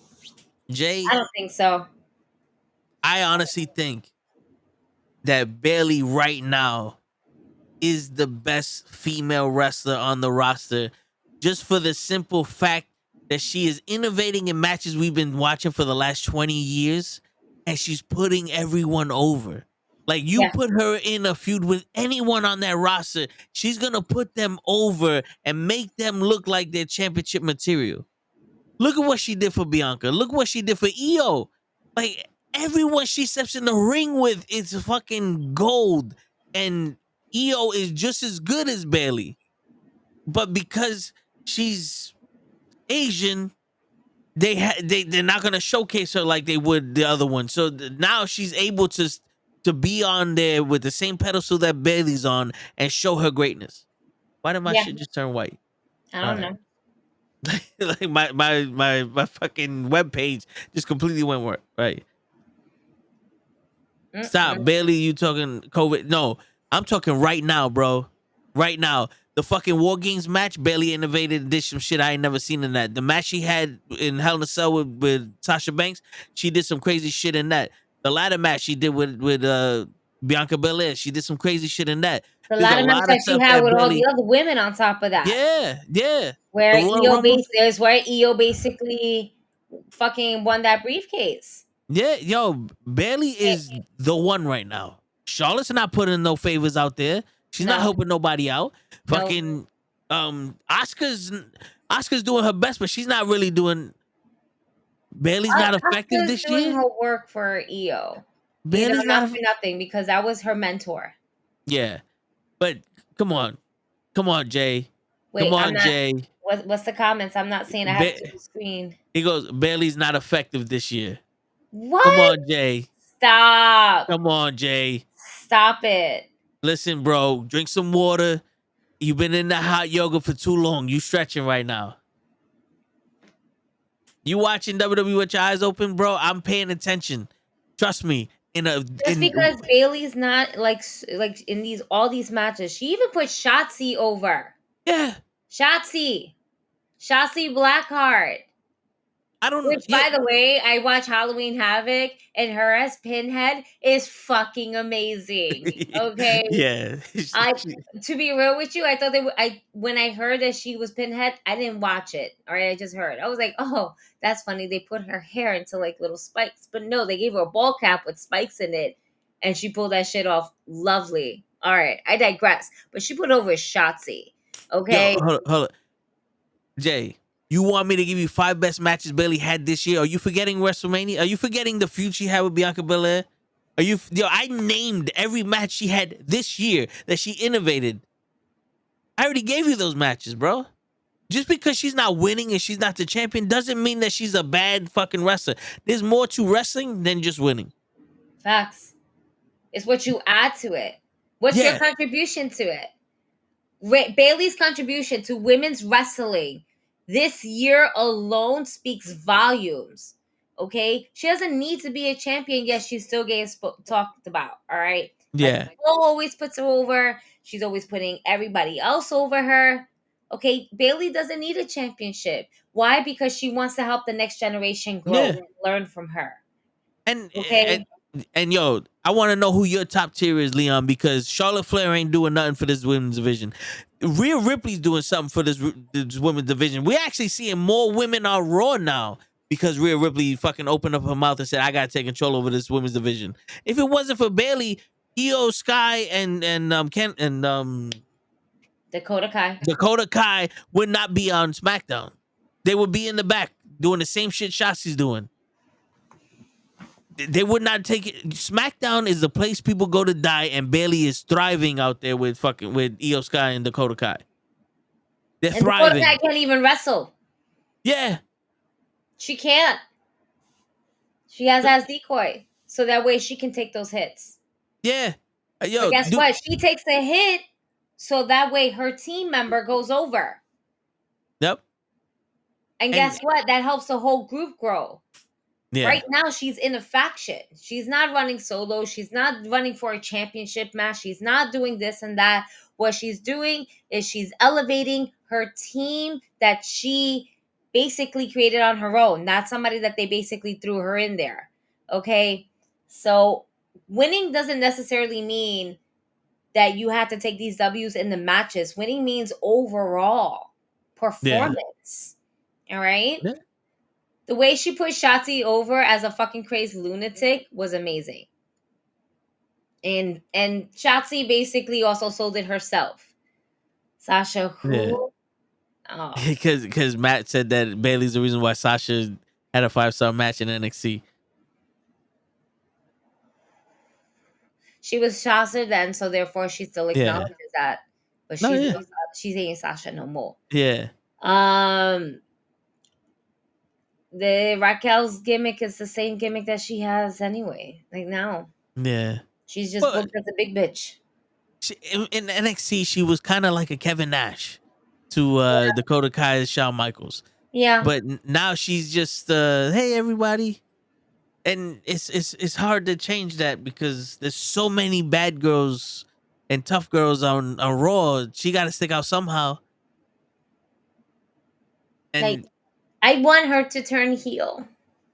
But then there will be no good woman on Raw. Like Natty would be the only one left.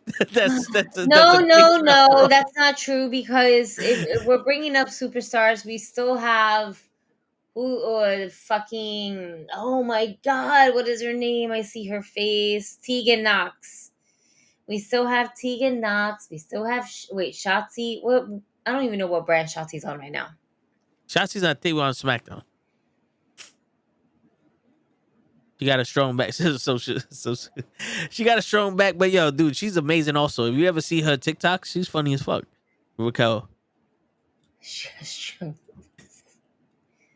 Luisa from Encanto.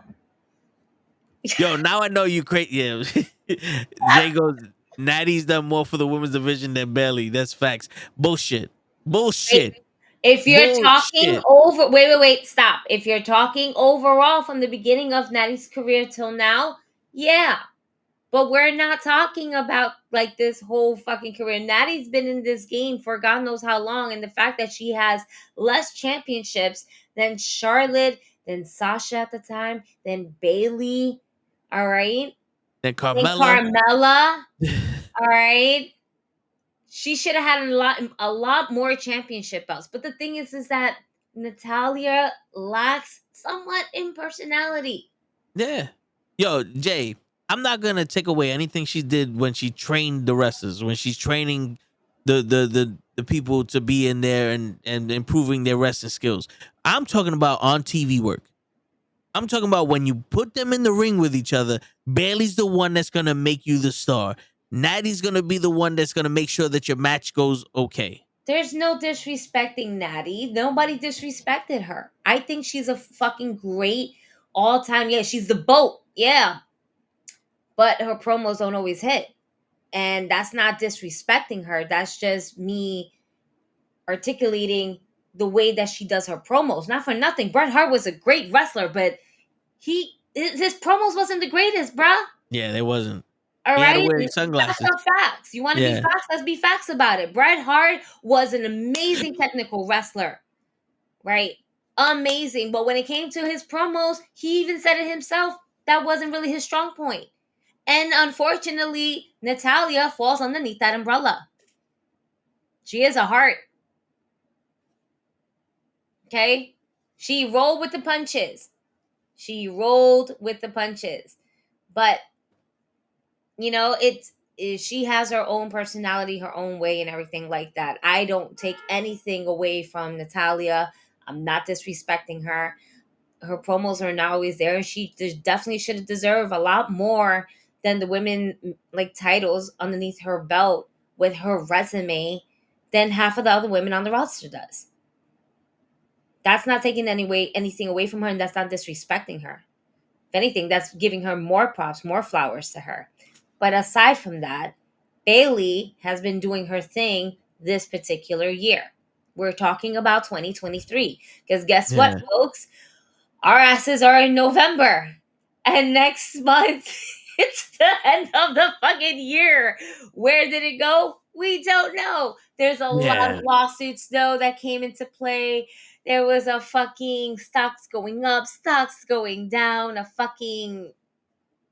there was a lot going on in wrestling alone this year.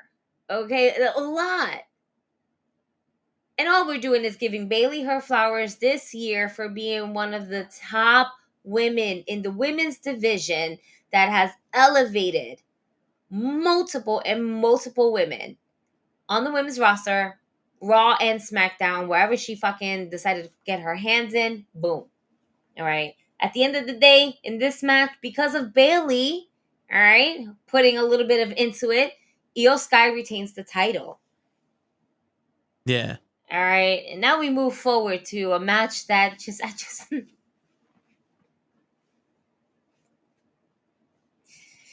That's right. She's not even top. We're just gonna move forward. She's not even top 5 in PWI. Yo, see, now you trolling, Jay. Your opinion, Jay. That's your opinion. Neither is Natty.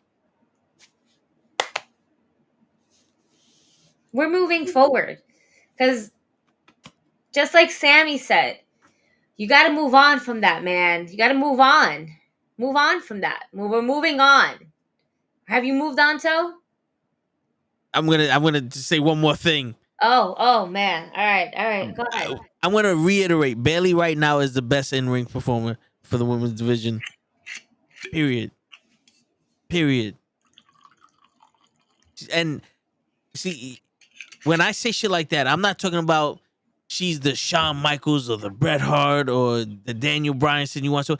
I'm talking about when she goes in the ring, she's putting on Bret Hart performance levels. When Bret Hart has a top 100 Intercontinental title matches with Skinner. Fucking Skinner. Made the DVD with Bret Hart. Bailey is Bret Hart. She will make a fucking logo, the top 100 matches of the WWE because she was in there. Come on, bro. She is right now the pillar. She is the one that's holding it together. When you want someone to look good, you throw Bailey out there. she is a better Dolph Ziggler than Dolph Ziggler was when they were throwing him out there with the brand new champions. Remember when Moxie won the title the first Nick time? Now, Nick Nemeth, okay? Yeah, okay, excuse me. Yeah, Nick. He got released. when the Noxie won the fucking title, Ziggler was out there. When Drew won the title, Ziggler was out there. Kofi, Ziggler. Just throw Ziggler out there. Try to get him over. Bailey's the one. Shit. So John Cena versus Solo Sikoa. This is what we go to. You want to move forward and we talk about John Cena? He hasn't been relevant since 1994. Nah. Shit. But ready. So we're in Saudi. Okay. We started at least making the storylines. Oh man, a little bit. How did I ruin someone's moment? I'm not saying Bailey had the best video of all time. All right. I'm weak. So let's think about this. We're in Saudi. Okay. Yeah. Where just money matters, not story. Okay. Yeah. The bloodline is crumbling. John Cena has been talking about he's on this poor dry spell where he's just catching these L's. And I feel like because one, we're in Saudi, two, we're kind of just like, I'm taking these L's, I'm taking these L's. That Saudi will not want Solo Sikoa to go over. They're going to want John Cena to go over. And John Cena will end up taking this W, in my opinion. And, oh, man. And Solo Sikoa is going to fucking sell it as much as he can. It's Rusev all over again. But the only difference is that he's part of a bloodline. Yeah. You can never take that away from the business. Yeah. Especially the Samoan bloodline. And at the end of the day, yes, Rusev, but he ain't going to get the same treatment as Rusev. Nah, he got Paul Heyman to protect him at the end of the day. Not only that, I mean, but he can take this L. Yeah. John Cena can also take this L. Don't get me wrong. John Cena should be taking this L, but we've been talking about it so much and amping it up that he's been taking these L's so much that he's going to get that W at Saudi. You know what's crazy? If Solo wins this match, you know how strong that's going to make Solo look? Absolutely. Where do you go? It's going to make him look stronger than Roman. Yeah. And that might hurt where SmackDown wants to go unless you're going to have Solo versus Roman. That can only happen if Roman loses. You know what I'm saying? Yeah. But that's not going to happen. Roman's not going to lose right now. One of the two of the guys of the bloodline is going to have to take that L. Yeah. It ain't going to be Roman right now. And the Usos can't go over there, so Solo, it's going to be you, player. Barely can't step in for you on this one. Absolutely not. No. Mommy's not willing to do it either. Nah. But yeah, I think Cena's gonna win. He has to have some kind of win at some point. And either way, he's still gonna make Solo look good. Yeah. You know? Well, yeah, no, I can see that because Solo doesn't require him to move fast. No, and they tussled already. Yeah. You know, not a full match, but you know, with all this whole bullshit that's happening and everything like that. You know? But yeah. And I'm reading this shit. It's like Cena self-doubting, having not won a singles match in 5 years. Yeah, they're amping it up. Yeah. I mean, it would have been something if they're like, he wasn't in a good movie in 5 years. Then we're like, oh, he needs this win to redeem himself. Or turn around like, yeah, he ain't got no some W's in the WWE, but Hollywood's been calling him, and them paychecks look like a big W to me. Word. Shit. It's a big fucking W to me. Shit. That ass. But yeah, and you know what the thing is? Solo. Even though Solo will go down, Solo will still be treated up here compared to Jimmy, and where he takes his L's down here. Yeah, and I mean, at this point, Cena's one of those people that you can't really lose when you lose to him. You can only lose if you put a bad performance on. That's what really hurt Austin Theory. That match wasn't the best. And yeah, it was Cena's fault, but still Theory's taking the brunt of it. Because this is where it's like, all right, Theory, you should have signed and carried Cena. You know? Yep. And with this match can be slower and Solo can pick apart Cena, you're going to hide a lot of the shit that Cena can't do no more. But that Cena won't do no more, just so that way it protects him from not getting hurt and him not making that money off of the movies anymore. You know what I'm saying? So this is a better match for Cena. Yeah, I agree. And you know that Solo's going to take care of him. He's just really great. He picks up so much in the ring. And you see it progressively just happen week over week. And it's really fun to watch Solo grow into the enforcer. Yeah. You know, and when you see Paul Heyman like, nah, or you see Roman like, nah. It's like you're pulling the chain on the dog. Once that chain goes loose, that's it. But I do want to see, hopefully, some gold around Solo's waist. Let him take this L from John Cena, get this whole, I won! Yeah! Right? Because that's what John Cena's all about. Get the crowd hype. I was doubting myself, and here I go. John Cena put somebody else over. And then John Cena takes another, L's. Yeah. Premium live events. Yeah, he takes another fucking hiatus. Pretty much. Yeah, let's see what happens after that. Now, the next match I have here is Cody Rhodes versus Damian Priest. Wait, I got one question before we go to that. Do you think that if John Cena beats Solo, he's going after Roman again?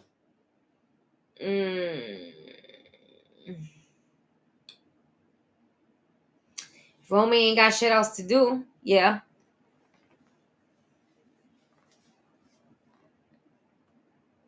If Roman ain't got shit else to do, then yes. If there's not a story that makes more sense, because who do you really got to fight Roman? You have right now. You have Super Cena. Yeah, we're not doing Cody Rhodes right now. We put that on the back burn. All right. And LA Knight is already wrestling Roman Reigns. That's not happening. Maybe it could. We could rerun that one more time. But it would be like a triple threat match. Yeah. Nick Aldis is running the show. He'd be like, nah, we're doing this. But all right, so Cody Rhodes with Damian Priest. I don't see Cody Rhodes losing to anyone. He's Super Rhodes. He's the son of a plumber. He's the son of a plumber and the father of a black girl. We know this for sure. He got the promos. We got the DNA samples. We've seen it. Yeah, man. Senor Money in the Bank is taking this L, man. Yeah. Damn. Because let's see. When Lost Record, think the Judgment Day. Damian Priest, because he's part of one half of the tag team champions. they got that W, and so now it's Cody Rhodes' turn to get the W. Yep. Playing tag. Tag, you win. Tag, you win. Tag, miss, I still win. Right? Shit. Now the question is, do they That's get what their? we're doing. Yeah. Does Cody Rhodes and Jay get their rematch for the tag team titles after this? Do you want to see them get their tag team titles? No. I don't either. I'd rather see Sammy and Jay. And or the noble thing. The noble thing. The noble thing that Homelander, I mean Cody Rhodes can do is be like, if this is not for me, I have a different story. I'm done with you. I think you know who this goes to.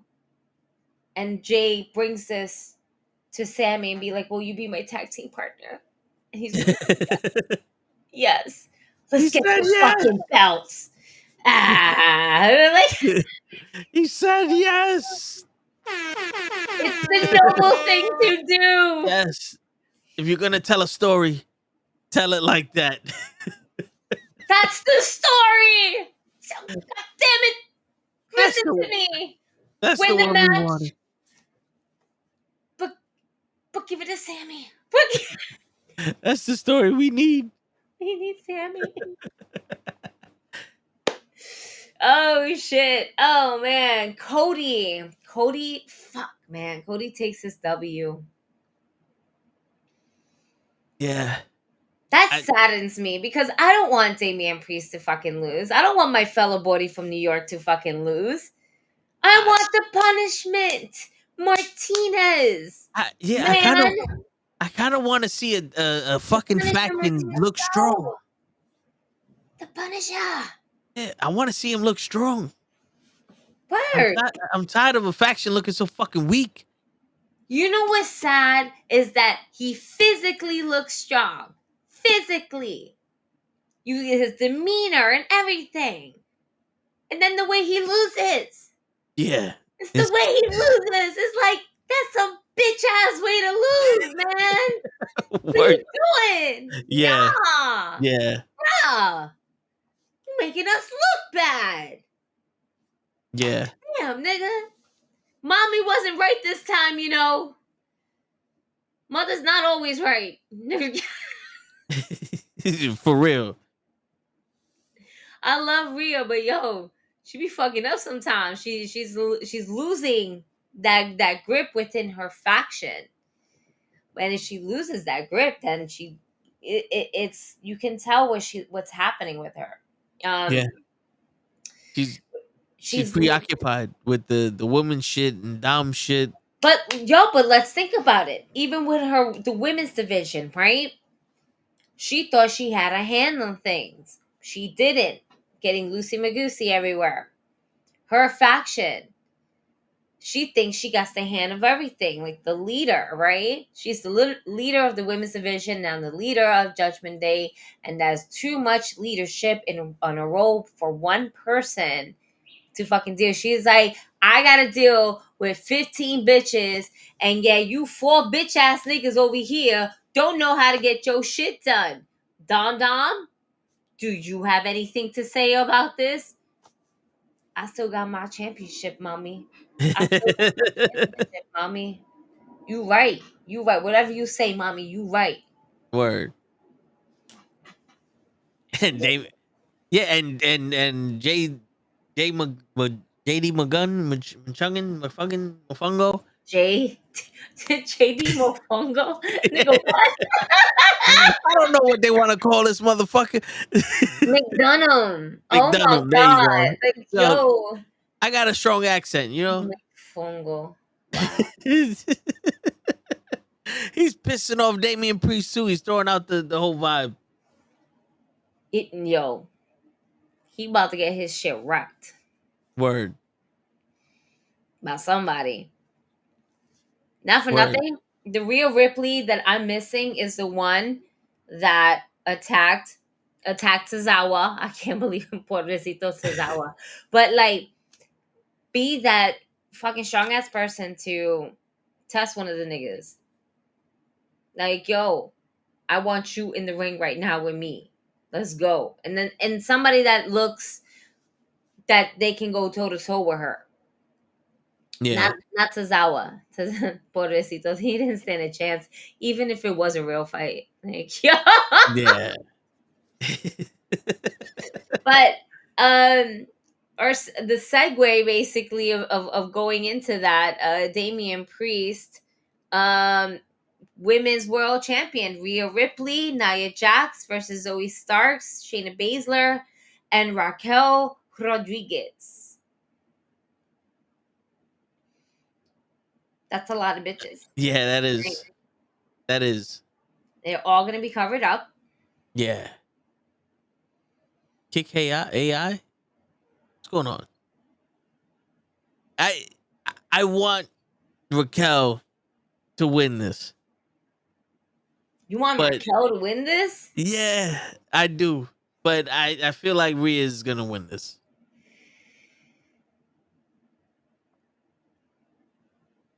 Even Chris is saying. This is what I'm going to say. Again, kind of very similar to the bloodline, right? Somebody got to take the L. Somebody gonna take that W. If Priest takes the L, Mommy takes a W. Shows why her dominance is the way it is within her group, within her faction. Yeah, and she needs it because you can't just keep giving the woman's title around to everybody. She hasn't really defended it like that. Let's face it, right? Unless you're giving me the real Queen of Spades from NXT, Shayna Baszler, I don't want it. Yeah. I'm trying to really see what Raquel would bring to the table with that championship belt, besides wearing it backwards. Nia Jax? No. Yeah.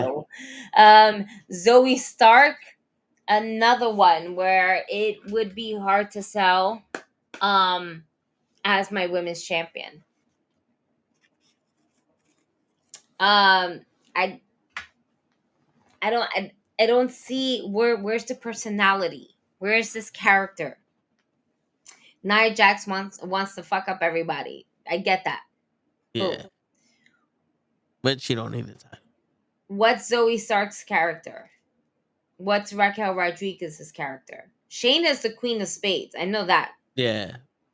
We just need to amplify that. She's looking more like the Queen of Clubs. We haven't got the Queen of Spades yet. She hasn't fully evolved. But yeah, and Zoe is looking like Shayna Baszler light right now. Yeah. But with eyebrows. Yeah. And Raquel is like Selena on tour, just hey everybody. I get it. But this is the thing though. After this match, Rhea Ripley wins. Is this gonna make everyone step up and now we're gonna actually have more than one female feud in Raw? Or is it just gonna be like, well, Becky Dom is going to interfere. Yeah. Even though Rhea doesn't need it, but I can see it. Yeah. No. He's just gonna interfere by even the simplest thing of holding someone's leg. Yeah. From interfering her pin. Yeah, he's definitely gonna play a factor somehow. Yeah, Zoe Starks. This is the thing. I don't see anyone else being my women's champion right now with the list that I have in front of me than Rhea Ripley. Yeah. I like you said, Raquel Rodriguez. All right, can't call her Gonzalez. My bad. She's a big girl, but that's all we got. Yeah. And she is literally the Zelina Vega but in giant size form. And Raquel Rodriguez's best feud that she's had in her wrestling career within WWE is with Dakota Kai. Yes. Yes. And if there's going to be a moment where Raquel ends up becoming a women's champion, then I'd rather see Raquel's feud with Dakota Kai going for that. Yeah, like if I have to put that shit together, if Raquel's a champion, then Dakota Kai has to be her person. But right now, it's not Raquel. It's going to be Mommy. It has to be. AI. We stream Monday through Friday, sometimes on Saturday from 9 to 12 every day about different topics. This is the wrestling show. We have Raw Watch Along, comics, sports, wrestling, and life. We do it all in this one. Pretty much. Yeah. But I agree with Jay. For once, he's making some fucking sense. Rhea versus Raquel happened way too early. Yeah. I agree. And we're going to revisit that when she gets more aggressive. Yeah. It's not for nothing. Raquel, I feel like her character works as pissed off. When she's happy-go-lucky, when she's trying to be Willow Nightingale, it's like, yeah, it's okay, whatever. But when she's that Latina that's pissed off, that's when it's like, okay, yes, I'm in here. Let's go. I want to see you fuck shit up. Yeah. Absolutely. And that's why I'm not ready, but I'm not ready for her just yet. I feel like there's a lot other stories to be told. I want to see. I can't believe I'm saying this. Right? Ready? I can't believe I'm saying this. Ugh. Hold on. Oh, shit. Hold on.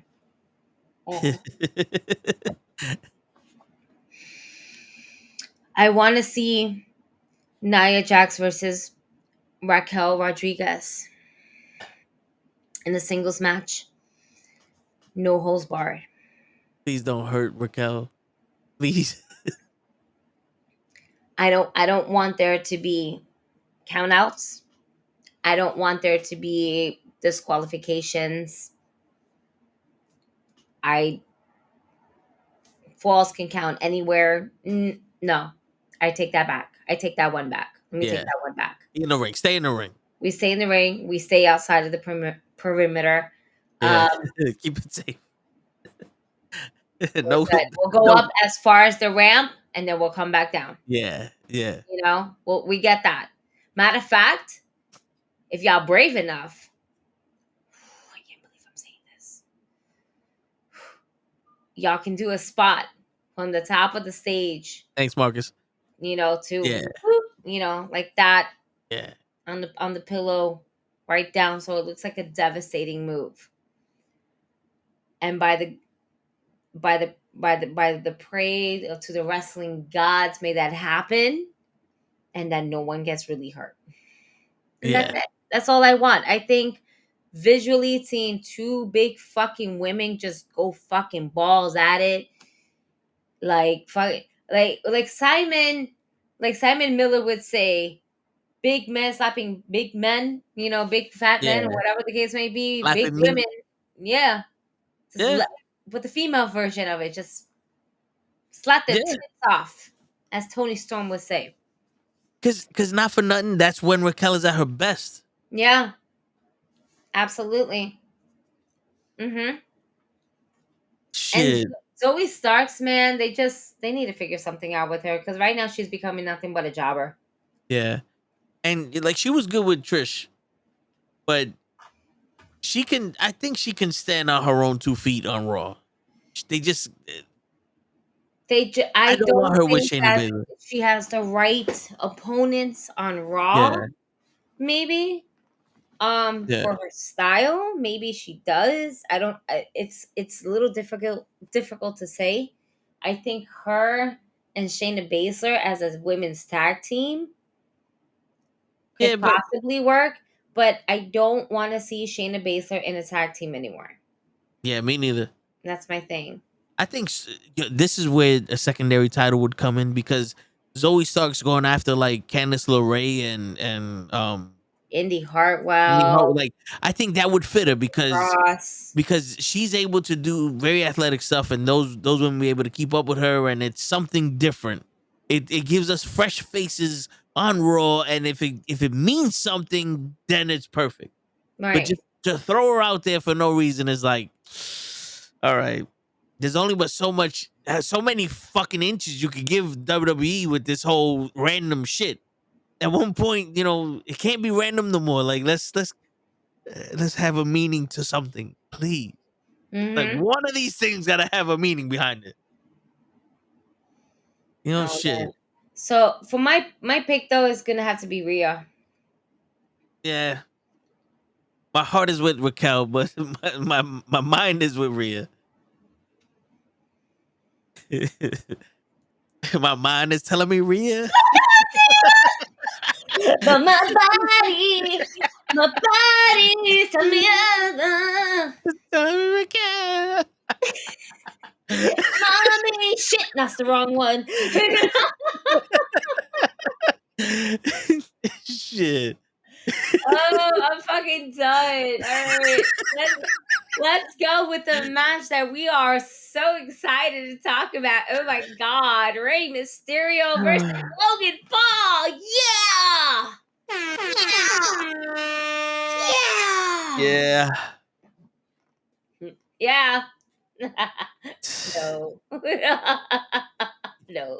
I'm treating this one like my Jets in the predictions for the NFL games every week. I am not going against Rey Mysterio. I am not picking Logan Paul. Fuck that. Ray all the way. I can't say his name when it comes to winning. I can't do it. Damn. I'm sorry. I just can't do it. I can't do it. I know that's the way everyone thinks it's going. But Ray deserves better than this. He deserves better than this. Absolutely. But what if, and hear me out, what if Rey Mysterio wants to put Logan Paul over? Then I'm gonna say he needs to start thinking about rehab because whatever he's on right now is affecting his brain. I've said it. I say it again. Logan Paul is a great athlete. Is he a wrestler who should be winning a championship? Well, thank you. I don't want it. Yeah. I don't want it. Especially out of the blue. I'm not going to be dumb about how the business is going and being treated. If Logan Paul wins, will this cause a riot in Saudi? Or will it do the opposite? Do not get anybody killed out there, y'all. Please. We've done so many business. We shouldn't. I'm scared. I tell you one thing. If Rey Mysterio loses, because I don't even want to say that sentence with that man and the opposite of losing, me and Leigh are gonna completely agree 100% with this. I don't want to watch this shit no more. I don't even give a fuck what he does with that leather strap. It's what Mick Foley once said. They prostituting themselves for fucking ratings at this point. And I know it's an entertainment business. I get it. I'm not stupid, but Jesus Christ. I just went on a rant of something got to make sense. Something got to mean something. This man just popped up out of nowhere and said, you know what? I want to fight Rey Mysterio. And now he's getting a title shot. Remember a couple years ago when we were talking about all you got to do is call the champion a bitch and you're the number one contender? That's what this man did to Rey. Where's Carlito at? But let me ask you, who else was kind of going for that championship spot at the same time? Because not for nothing, everybody goes after Seth. Yeah. Roman, Walter, and the tag team championships. Yeah. There's not that many people that you see that's trying to go for the U.S. championship. And that's a shame. Yeah. That is a shame. Because I feel like it should hold to a certain prestige that people want to line up. You know what I'm saying? Like, nah. After this match, like, cut a promo. Yeah, you know what? Now, after this match, I want Rey Mysterio. You know what I'm saying? You don't see that many. But you had to use a celebrity, such as Logan Paul, to go ahead and do that to give it some acknowledgement. And that's a shame. Yeah. I mean, to be honest, I would rather Cena and Ray than Rey Mysterio and this celebrity fella. So you would rather see Cena versus Logan Paul? No, I'd rather see Cena and Ray Cena and Ray. for the Okay. United States Championship than this YouTuber and Rey Mysterio. It's YouTube. I would rather and y'all know how I feel about Cena. But yeah, I don't like it. I don't like it one bit. It don't make sense. If the Miz was U.S. champion, I maybe. But it's just I don't. Is this a way to get Ricochet his chance to beat Logan Paul and win the U.S. championship, either at, I don't know, Rumble or Mania? Is this the moment where Ricochet will be able to capitalize on, not for nothing, Logan Paul and Ricochet, no matter how much y'all may disagree with me, because I know a lot of you guys do, they did put on a good match, minus that one botch move when they had all together with the table and shit like that. But I hate to say it, both of them, when it comes to their moves, their move sets, they bounce off each other very well. And it's rare to find someone like that, to that caliber, that is Ricochet. Because we see Rey Mysterio, pero también Rey Mysterio está viejito. Yeah. Rey Mysterio's a little old. Escobar can't pull off all those high-flying moves as much as Rey does, as much as Ricochet does. And being witness of AEW, when you see somebody who has more or less the same movesets, it makes the match a little bit more interesting because we're like, shit, that high fly. And yes, it's lots of spots. Yes. Yeah. Wrestling is about everything. The technical part, the spots, the high flying moves, the oh. It's just the comparison to have Logan Paul and Ricochet back in the ring, especially when Logan decided to go ahead and poke the bear by saying, "Hey, it's Samantha. Hey, girl. Remember me? You said my name after I beat your man. I'm going to say it again, girl." Shit. Yeah. I mean, it's there. The story's there for Ricochet. And I think I'm thinking more of the long run. No, it Rey makes Mysterio, sense. this will be the moment where LWO, we'll see the cracks of LWO and we'll get the real LWO. And all right, I'm gonna do this. I'm gonna play that game. Okay. And I'm gonna spin it. This proves this match will prove to everyone why Rey Mysterio Jr. is the GOAT. Because he is gonna make Logan Paul look like a legitimate fucking champion. If he loses, he will make Logan Paul look like a legitimate fucking champion. Because that's the magic Rey Mysterio Jr. has. Oh, like Bailey. Yeah. Yeah, that's right. Jay, like Bailey. Like Bailey. Word. I love the vibe, open discussion on comics, wrestling. Appreciate you, bro. And to answer your question before, I suck at getting more eyes on the channel. So once we get more eyes on the channel, we won't have as many. We'll have a lot more viewers. I take the blame for that. Me and Logan Paul, it's his fucking fault. But yeah, Not you. yeah. It is Logan Paul. All right. But yeah, man. Man, I know you want to go with Ray. And I want to, that. yeah.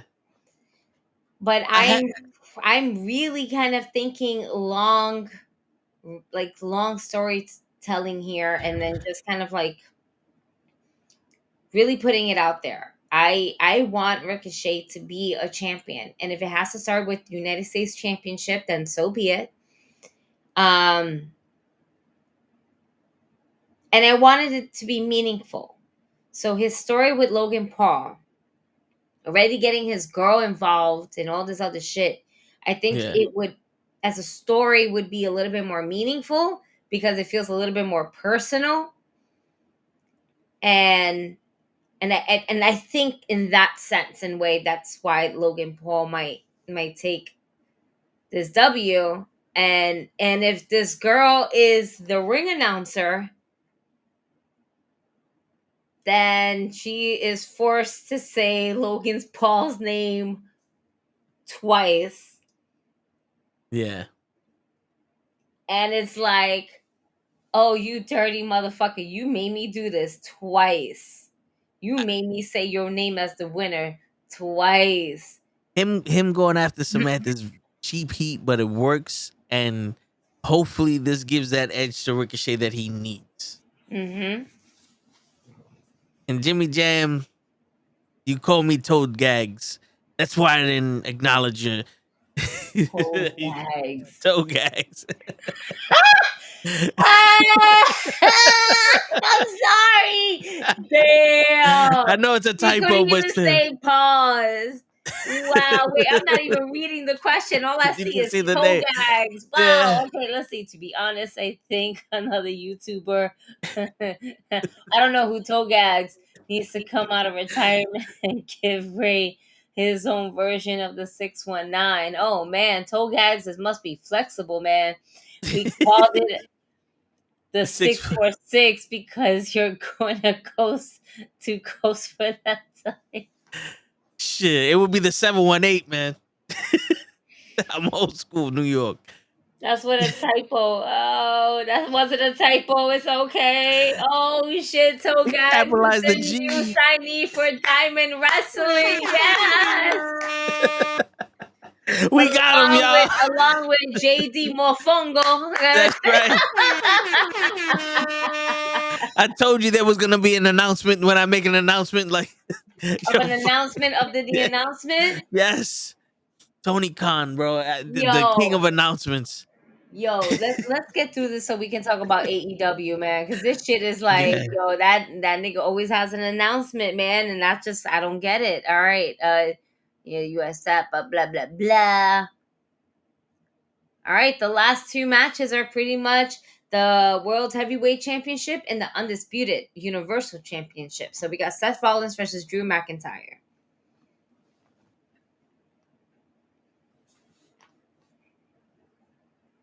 I'm going with Seth. I don't want either one of them to win, but I think in my heart, I want Drew to win, to lose. To fucking you want him to win so he can get that? Oh my God, Drew McIntyre won! Ah. And then he can lose to Damian Priest right after. If Drew McIntyre wins, I want that crowd to boo the shit out of him. That would be dope. That would be dope. I think Rollins has to win this match to make Drew even more of a heel. You could see the turn of him turning into a heel. Yeah. I can see it. Yeah. Yo, Kick, if you want on the YouTube page, the Instagram and all that other stuff is there. You can hit me up on there. But yeah, I think, and besides, Seth Rollins got a broken freaking back, and everyone knows he's unstoppable with a broken freaking back. Not Kurt Angle though. Stop it. He's undefeated with that broken back. Oh, There's only one man that can beat Seth Rollins, and that's Cody Rhodes. And that's Cody Rhodes with a broken freaking pec. Today. Imagine Cody Rhodes with a broken freaking pec versus Seth Rollins with a broken freaking back in an Iron Man match. Let's get it. There'll be no winner ever. Damn. There'll be no winner ever. Damn. They both gonna die in the ring. Word. Then Ric Flair's gonna be backstage somewhere. You're gonna be like, those motherfuckers beat me to it, son of a bitch. Word. Oh man, I'm fucking done. I'm gonna go with Seth Rollins with this one. Yeah, I would say Seth Rollins also. I don't think Drew McIntyre is gonna get this W. I like you said, I think there's just still feuding in there within himself as to him being a full heel. Yeah. And the undisputed WWE Universal Championship between Roman Reigns and LA Knight. Yeah. Now, Solo he's going to take that L. Roman's going to take this W. And as much as I love LA Knight, yeah. Let me talk to you. I don't see Roman losing. No. Not like this. Not like this. There will be a shock, and we all know how WWE likes to shock people. Ask Drew. Randy Orton. So, wait a minute. Reigns' lengthy run with this belt is starting to approach Hulk Hogan's longest title reign of 1,474 days. Oh, he needs to lose it then. He can't beat Hogan. He's going to beat Hogan's reign. Yeah. You know why? I think. Don't deny it. It's okay. I understand you're hurt. I understand that you are, as my friend heard, on the inside. As you said your prayers, you're taking your vitamins.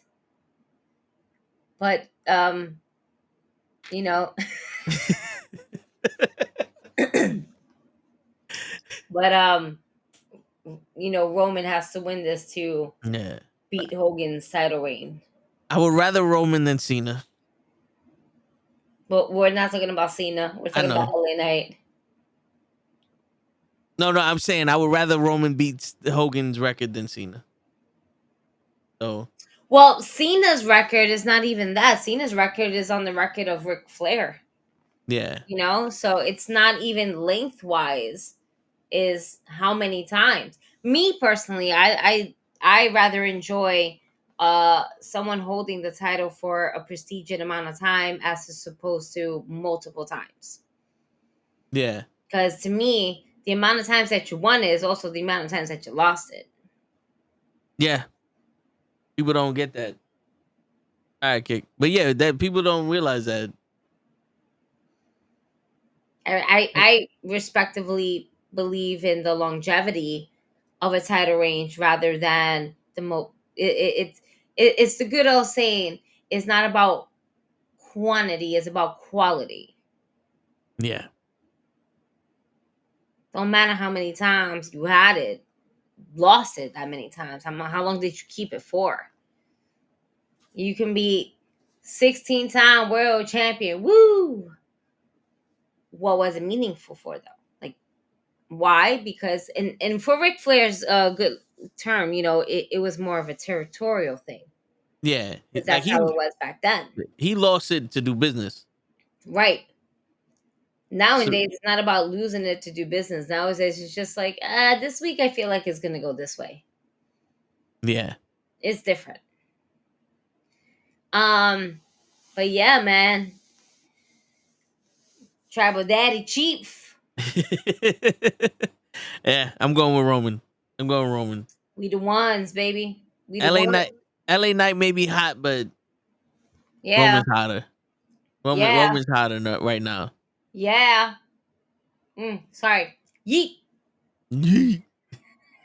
I hate that shit just as much as Roman does. I told you, I don't like that. I don't like that shit. They don't want to kill nice momentum, nor have Roman drop it, so DQ makes more sense.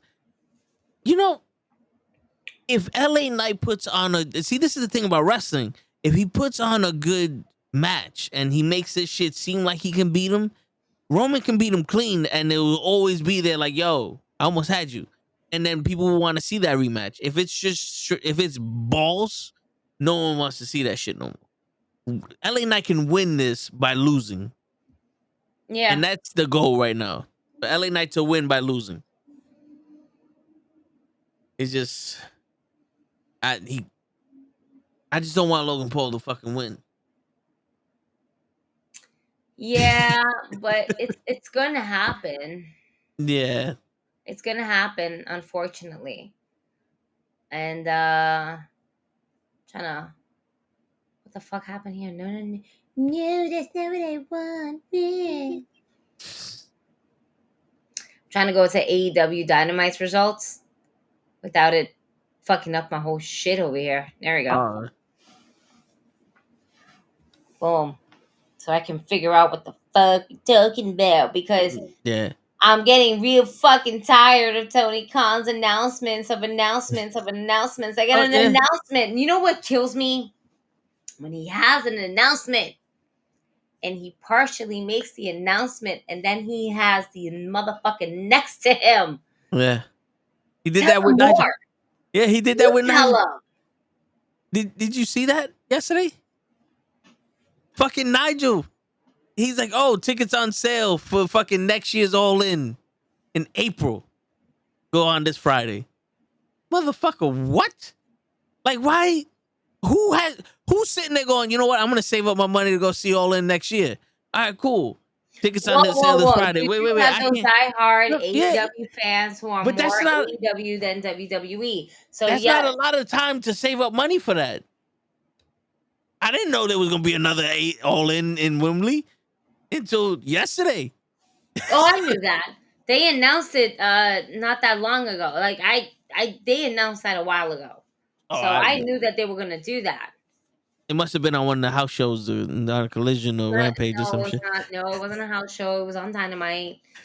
You just wasn't paying attention. It's okay. You can say things that you weren't paying attention. Yeah, I probably wasn't. Okay, let it go. They said it. They just announced ticket sales, which they didn't need to announce it because you didn't need to announce it. Yeah, they could have just said it on the little scroll bar like WWE does. Tickets on sale for the Rumble on Tuesday. Yeah. Yeah. They didn't need to make an announcement for that. It's like your announcements are now becoming meaningless. So that it's like the boy who cries wolf, right?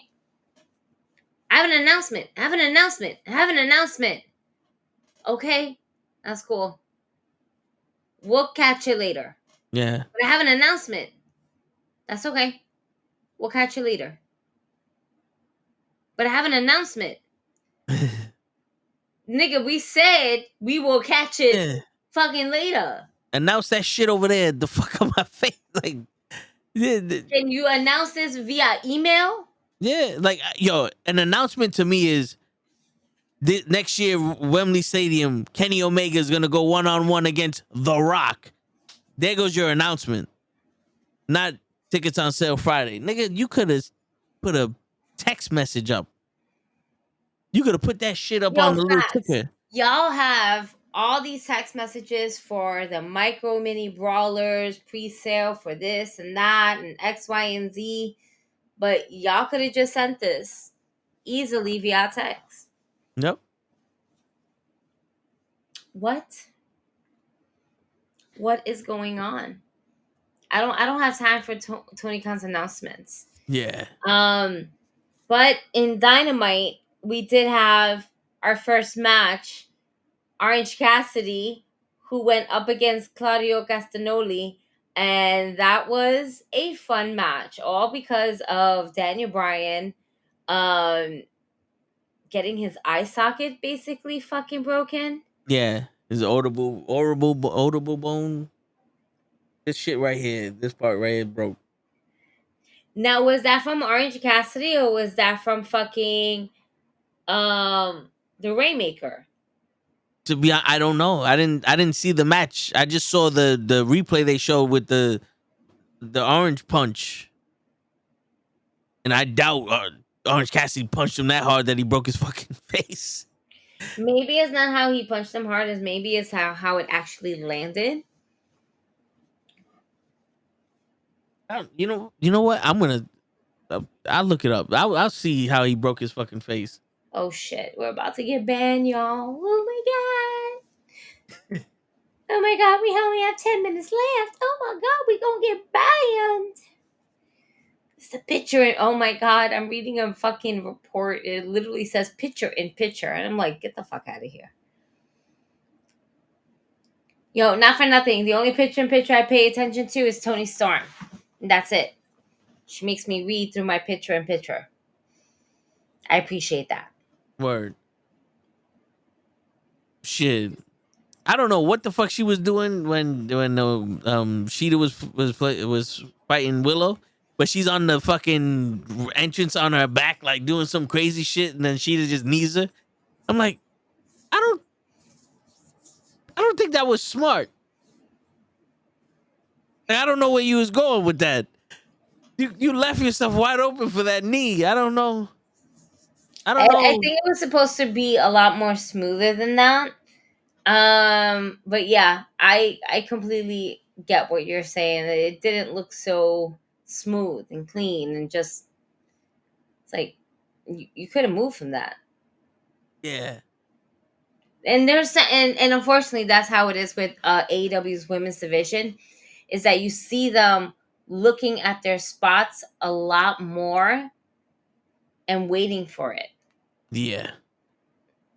You see that sometimes in WWE, but you don't see it as much. Yeah, that's true. It's like they have better timing. Yeah. But I know that MJF was running around trying to find a tag team. He ended up joining the Elite eventually. Not the Elite, sorry. I was just looking at the name, the Elite.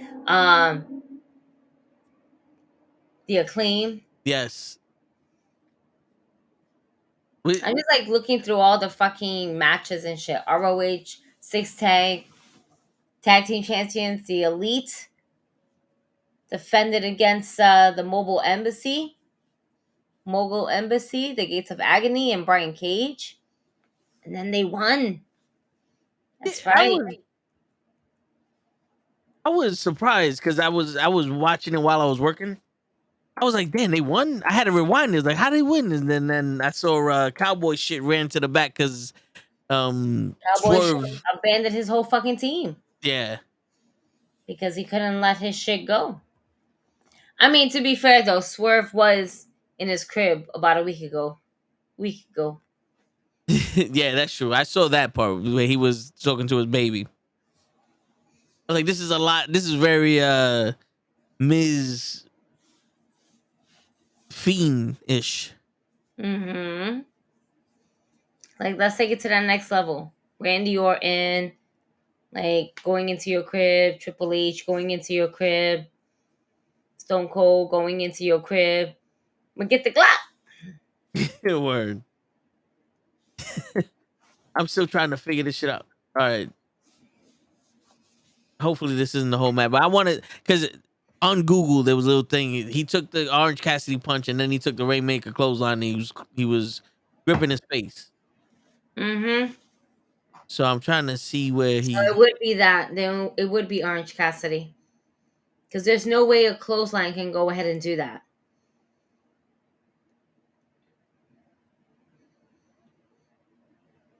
Look at you looking so focused. What? Because I'm trying to skip through it, and then I'm like, all right, I don't like. I'm skimming. You know when you're skimming, you see the little box. Like all I see is Claudio, and then Daniel Bryan's on the corner holding his face. Like, wait, what happened? Did I miss it? All right, I think it's coming up. Oh, All right, so Orange Cassidy just hugged Okada.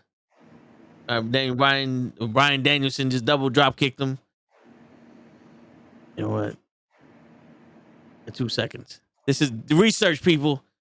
He hits him with the Rainmaker. He's about to hit him with the Rainmaker. Was it the drop kick? No, his eye ain't swollen up. This right here. That right there. That orange punch connected to his face. Yeah. Because it wasn't the fucking clothesline. Yeah, because if you look at his face, you see how he takes a deep breath right there? He took like a deep breath on some, oh shit. Yeah, he punched him right in the face. So Orange Cassidy definitely miscalculated that move. Yeah. My man was down on the ground already. He was like, nope, my face. Something's fucked up. Yeah. You see it holding him now. It's definitely Yeah, that no, orange he's punch. just, as soon as he went down, he that's it. All right, I'm gonna. And they beat him? All right. I thought Orange Cassidy won. No, they beat him. Shit. But they were trying to attack Brian Danielson right afterwards. Yeah. I do like how now Moxie's going after Orange Cassidy. Well, they were having beef beforehand. Yeah. Because Moxie was supposed to be the champion, but then he got hurt with Phoenix, right? Right. Mm-hmm. So that happened. And then remember the week before that, Orange Cassidy just like bumped into Jon Moxley purposely as he was coming down the ramp.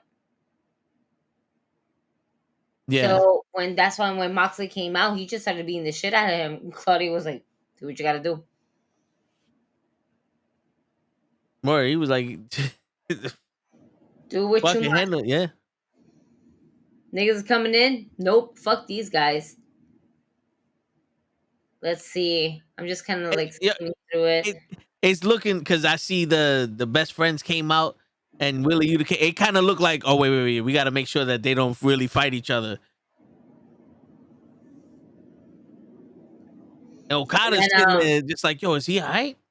And they're like, yo, get the fuck away. He's like, no, is he alright? Is he good? Because I'm pretty sure Okada has no idea what the fuck's going on. Right? No, he was just playing up his character. Yeah, he's taunting him. Uh-huh, for sure. That's why he was like, nah, get the fuck away from him. And like you saw him, he looked at him, he's like, fuck you. You ain't shit. Word. The other Forbidden Door match. They need Okada versus Bryan too. Yo, wild. But yeah, Word. the Elite lost the ROH 6-man tag team. I'm kind of sad that W wasn't taken more seriously than what it was. Yeah, that was kind of like all right, let's rush and give these titles back to these people and call it a day. Word, no celebration, no nothing. No, I mean, they celebrate, it felt very lackluster towards the end. Yeah. Granted, we saw how it was. It was just the celebration, or the not the celebration. What's the word I'm looking for? The acknowledgement of an ROH tag team championship. Like, oh my god, we have new tag team champions. There's an importance to it. Yeah. And I didn't feel the importance behind it when the Mogul Embassy won. And I think that's where I was kind of missing, because when it happened, it was like, okay. Now let's see what's happening in the back. And it's Swerve getting his ass beat. Yeah.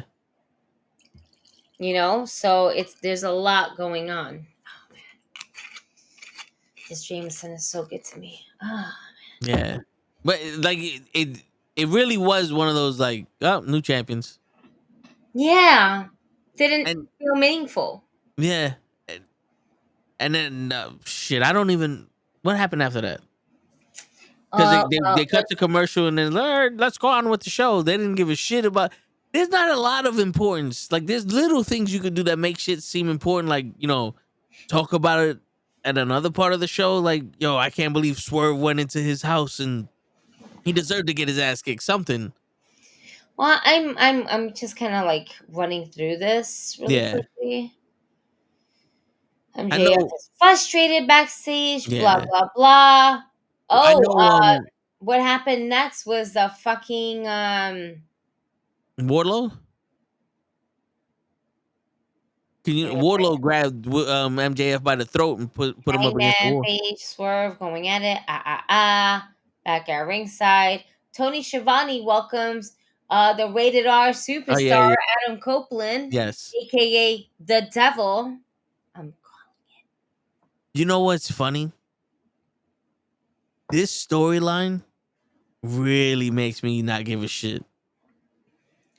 It really I'm never gonna fight Christian, and then Christian goes, "I'm gonna break your neck. I'm gonna kill you now." What? What? You didn't even 1 week. I'm never gonna fight him, and then I'm gonna break your neck, and now I'm gonna kill you. Wait, that really didn't. It didn't take much. Wait a minute. Didn't somebody go to Edge's house in WWE? Seth Rollins. That's why we can't pull another Swerve Strickland type of profile, but with fucking Uncle Christian.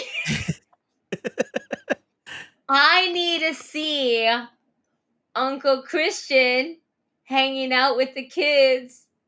And then I need to see, in order for me to feel this and believe this, and I say it, look right in the camera. I had a couple of JMOs, I had blunt, I had bogey, I'm good. I'm going to say this. If you want to sell me the Rated R superstar Adam Copeland versus Christian, I'm going to need Christian to hang out with his beautiful nieces. And then I'm going to also need for him to stand up face to face and be like, "Hey, Beth, how's it going?" And I need to see Beth Phoenix. Like, "You need to leave my house now," some type of wow shit. But in other words, I need to see Beth Phoenix on an AEW TV in order for you to go ahead and sell this story to me. Because I don't believe it. I think it's just two friends being able to pull the bullshit. But you want me to believe it? Bring in the Amazon. Bring in Beth Phoenix. Then I'll fucking believe this fucking story. Until then, as Christian said so kindly to Adam Copeland, go fuck yourself. Word.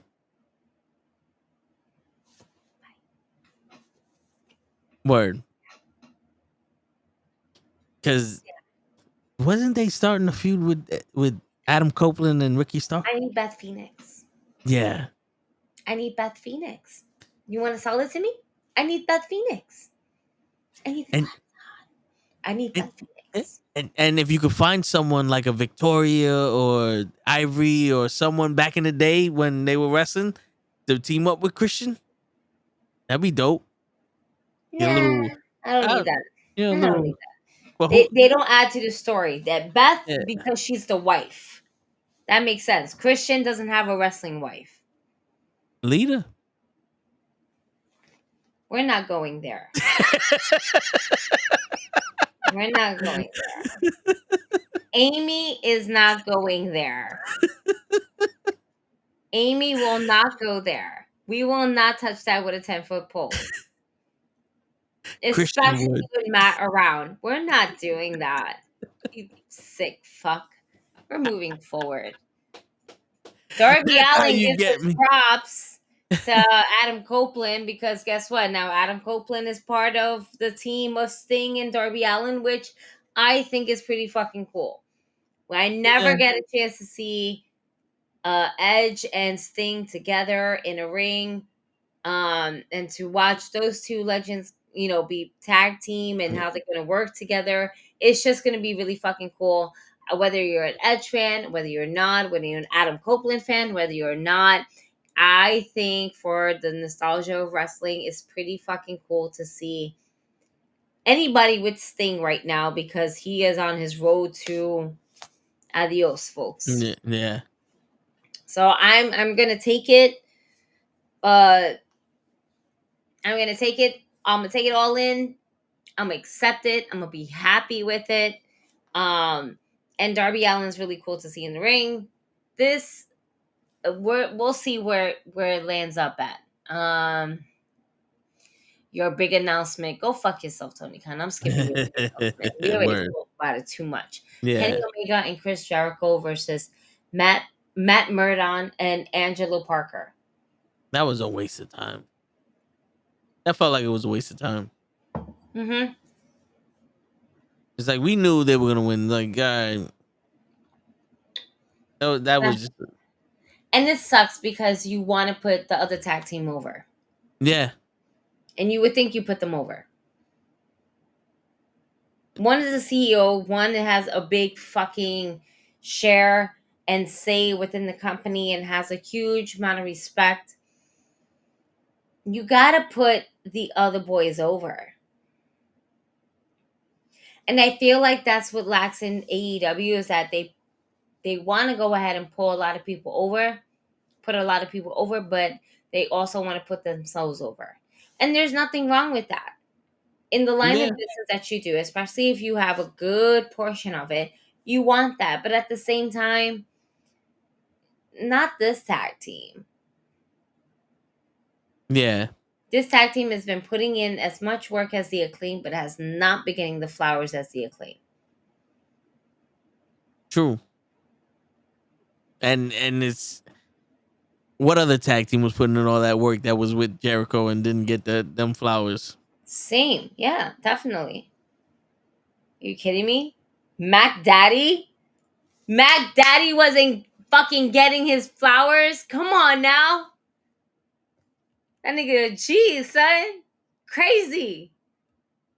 Yo, I'm done. Anyway, we moving forward. Fuck you, Chris. You could have put them over. You know you could. Commercial break. I don't want to read about commercial break. Word. Yo, can we just really quickly... I think the best thing that AEW has going on for them right now is Roderick Strong in a wheelchair. Adam! Adam! And Adam's like, I can hear you. You don't need to scream. Oh, okay. Isn't MJF a jerk? Adam! I like when you make me peanut butter and jelly sandwich. Yo, I don't care what the fuck is happening with Roderick Strong, but y'all keep this nigga the way he is right now. Yeah. All the way through, because this is selling me. Him yelling, Adam, is fucking selling. And I am here for all of it. I'm here for all the backlash that he's getting. I'm here for the fucking, why he hung up on me? Did he hang up? Call him back. And everybody's like, bro, catch the hit, man. Catch the hit. Never happened. Yeah. And yo, Roderick Strong and his gimmick right now must be protected at all times for at least another 6 months until Adam Cole slightly comes back. Comes back from his injury, matter of fact.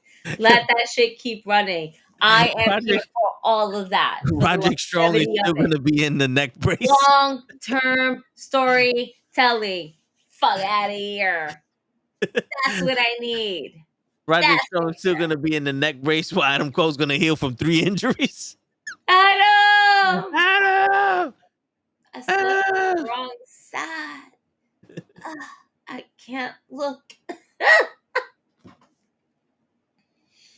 Yeah. I'll give you that one. I like that. I like that. I love it. I also like how many people are going after MJF right now. Oh, word. Everybody. Warlow's coming after him. Don Callis, the family. Jeff Jarrett's Only crew. people that's not going after him is like in a malicious way is the fucking Acclaim. Like, we'll just be your friend. Word. I don't fuck with you niggas. Y'all niggas is gay. Like that's what he dead ass is like, y'all niggas. Fuck y'all niggas. Word. Like, I'm Jew. I can't be with you. You was thinking the same thing. Oh my god. You like that Fucking Vince weak right McMahon? now. You like that Vince McMahon video? Cut it down. Can't talk about it. That time when you said, "What up, my nigga?" Mm-mm. We can't talk about that. Oh man. Oh, but we are gonna talk about this. Hikaru Shida goes up against Willow Nightingale, and of course Shida is the winner. At the end of it all, great match between both ladies. Again, Willow Nightingale is not being so much possessed by Julia Hart anymore and her darkness because she is not a heel. You can't. It's just it doesn't work for her. Not right now. Yeah. She didn't win. And at the end of it all, Julia Hart came out and was like, "Join the dark side. Join us." And she was like, "No, bitch." And then Sky Blue came out. Yeah. With her dark, evil eyes. She looked at Julia Hart. I was like, she's going to turn on Willow. And when she turned on Willow and I saw what she was doing, I was like, oh, she's going to turn on Julia Hart.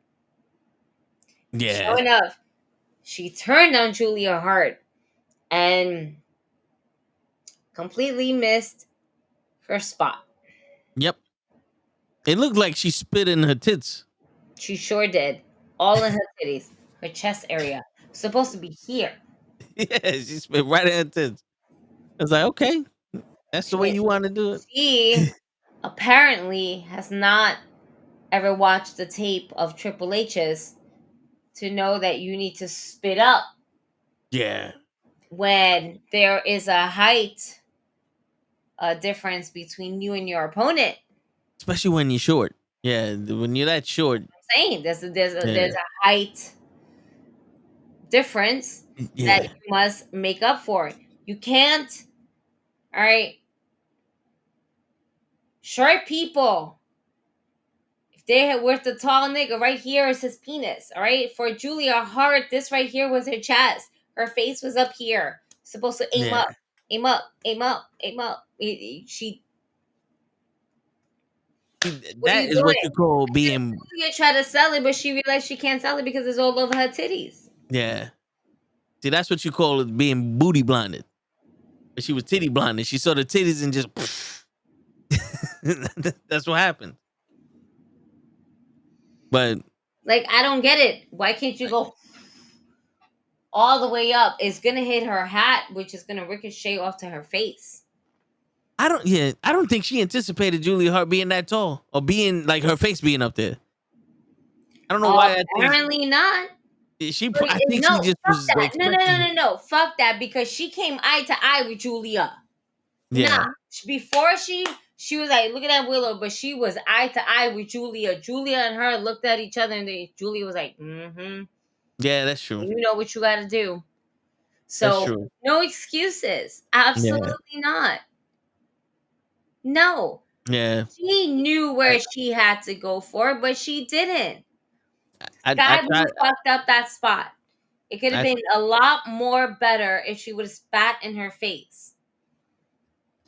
Not in her titties. Yeah. It's true. I tried sky blue, but now it's tits blue. You made Julie Hart tits blue.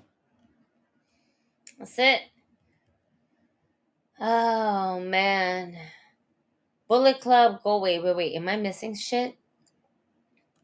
Sheeta manages to blah blah blah. Sheeta wins. Julia leaves. Blah blah blah. All this teasing throughout the night has me wondering the hell MJF is gonna actually team up against Bullet Club Gold tonight. So good to be there. Well, we saw that. And it was the Acclaimed.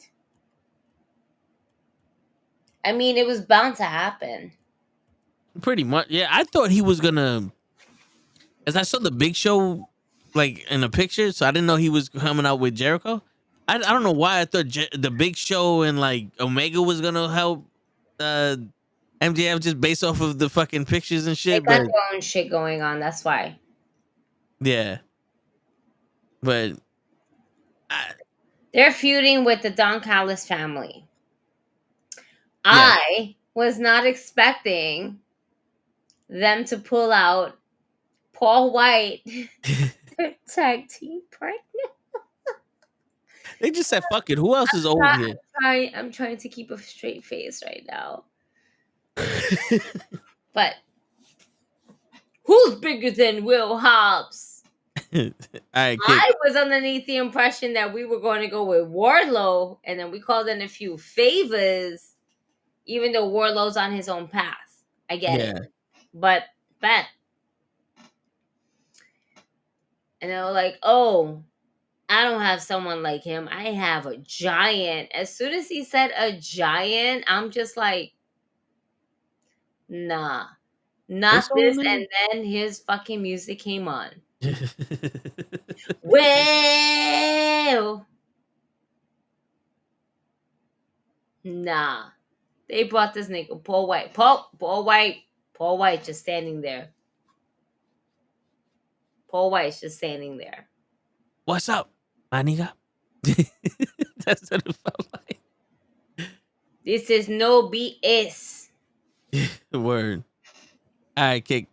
But yeah, this is why I was like, yo, I don't understand. Like, there's not a lot that's making me want to watch this. Like, it's on, but there's not a lot that's making me go, but the Willow match did, and that's when everybody and their mother want to come in my office. It took me 20 minutes to watch that 5-minute match. Yeah. But then the MJF shit with the Acclaim, that was pretty cool, but the match didn't grab me. Same. So I was like, Same. But Bullet Club Go won. Yeah. Which I was surprised. I wasn't. Mainly because MJF really hasn't ever tagged with the Acclaim, and then he always kind of feels some sort of way on TV screen with Max Caster, and just doing his thing. So it doesn't surprise me that Bullet Club Go won this.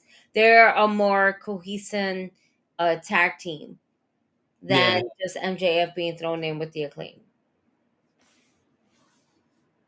That's true, and it showed too because they were looking a little off.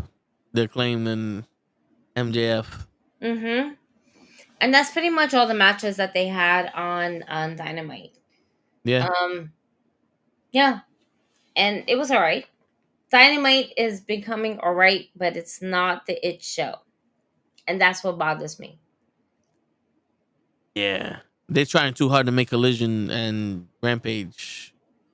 And forgetting about their flagship show. Yeah. Because MJF versus Omega should have been on Dynamite. Mm-hmm. This Fatal 4-Way could have been on Collision. I mean, the 8-man tag could have been on Collision. You mean the 6-man? Yes. All the men in that match could have been on Collision. Rampage. Yes. Rampage, Collision, whichever one you want to throw in. Rampage you have, and Collision is another, 2 hours? Yes, I believe so. I don't want to see niggas Saturday, Saturday, Saturday, Saturday. No, I don't. I think they need to change that song completely. That shit's like, why do we have Elton John? But for They me, want to let people know it's Saturday. like I'm questioning this, and then I'm also thinking, wait, Tony Khan, AEW. Tony Khan makes sense. Tony Khan, AEW. Yeah. Oh man, that's a lot. That's a lot. And then I know their next pay-per-view is coming up when? Next month? This month? This month, the 18th? Wait, it can't be the day that we're trying to do the... Oh yeah, I need to request that day. The 18th. Wow. Every time we pick a fucking date, something happens. Something happens. I just found out today.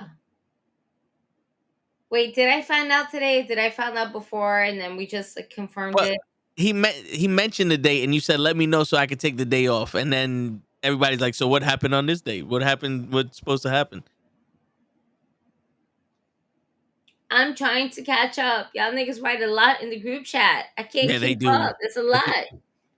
That's why most of the time I just reply with word or the middle finger on one of the posts. That's the best I can do. That's the best I can do. But yeah, fuck it though. We can still go get some fucking steaks. Hold on. It's fucking people. I need to wait. You said the 18th. Yes. Saturday. Wait, where are we going Saturday? Dude, I guess Texas Roadhouse. That's what they were saying. You ever been to Texas Roadhouse? I used to work at a Texas Roadhouse. Oh, okay. So you have. Their cinnamon butter is fucking banging, yo. That shit slaps, yo. Yeah, that shit is. And then biscuits. Ooh, I love bread. Oh, I love me some bread. Okay, let me stop acting like a child right now. I got fired from that job. It was terrible. Oh my god. Damn. Was it because you were taking the bread? No, it's because I told people to pay me tip money via cash instead of card because I was a trainee and I wasn't gonna get paid in tips in card. And then it was a secret shopper. Oh shit! I bombed that shit. I didn't give a fuck. They still tip me. I don't care. Shit. Oh man, that's it's terrible. hard out here like, for yo, a pimp. I'll never forget about that cinnamon butter though. That shit fucking Saturday. I'm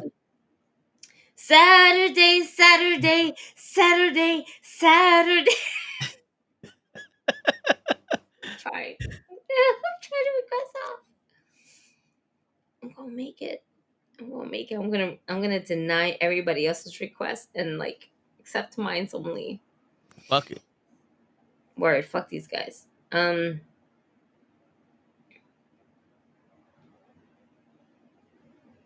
Was that the number? It was the number. Okay.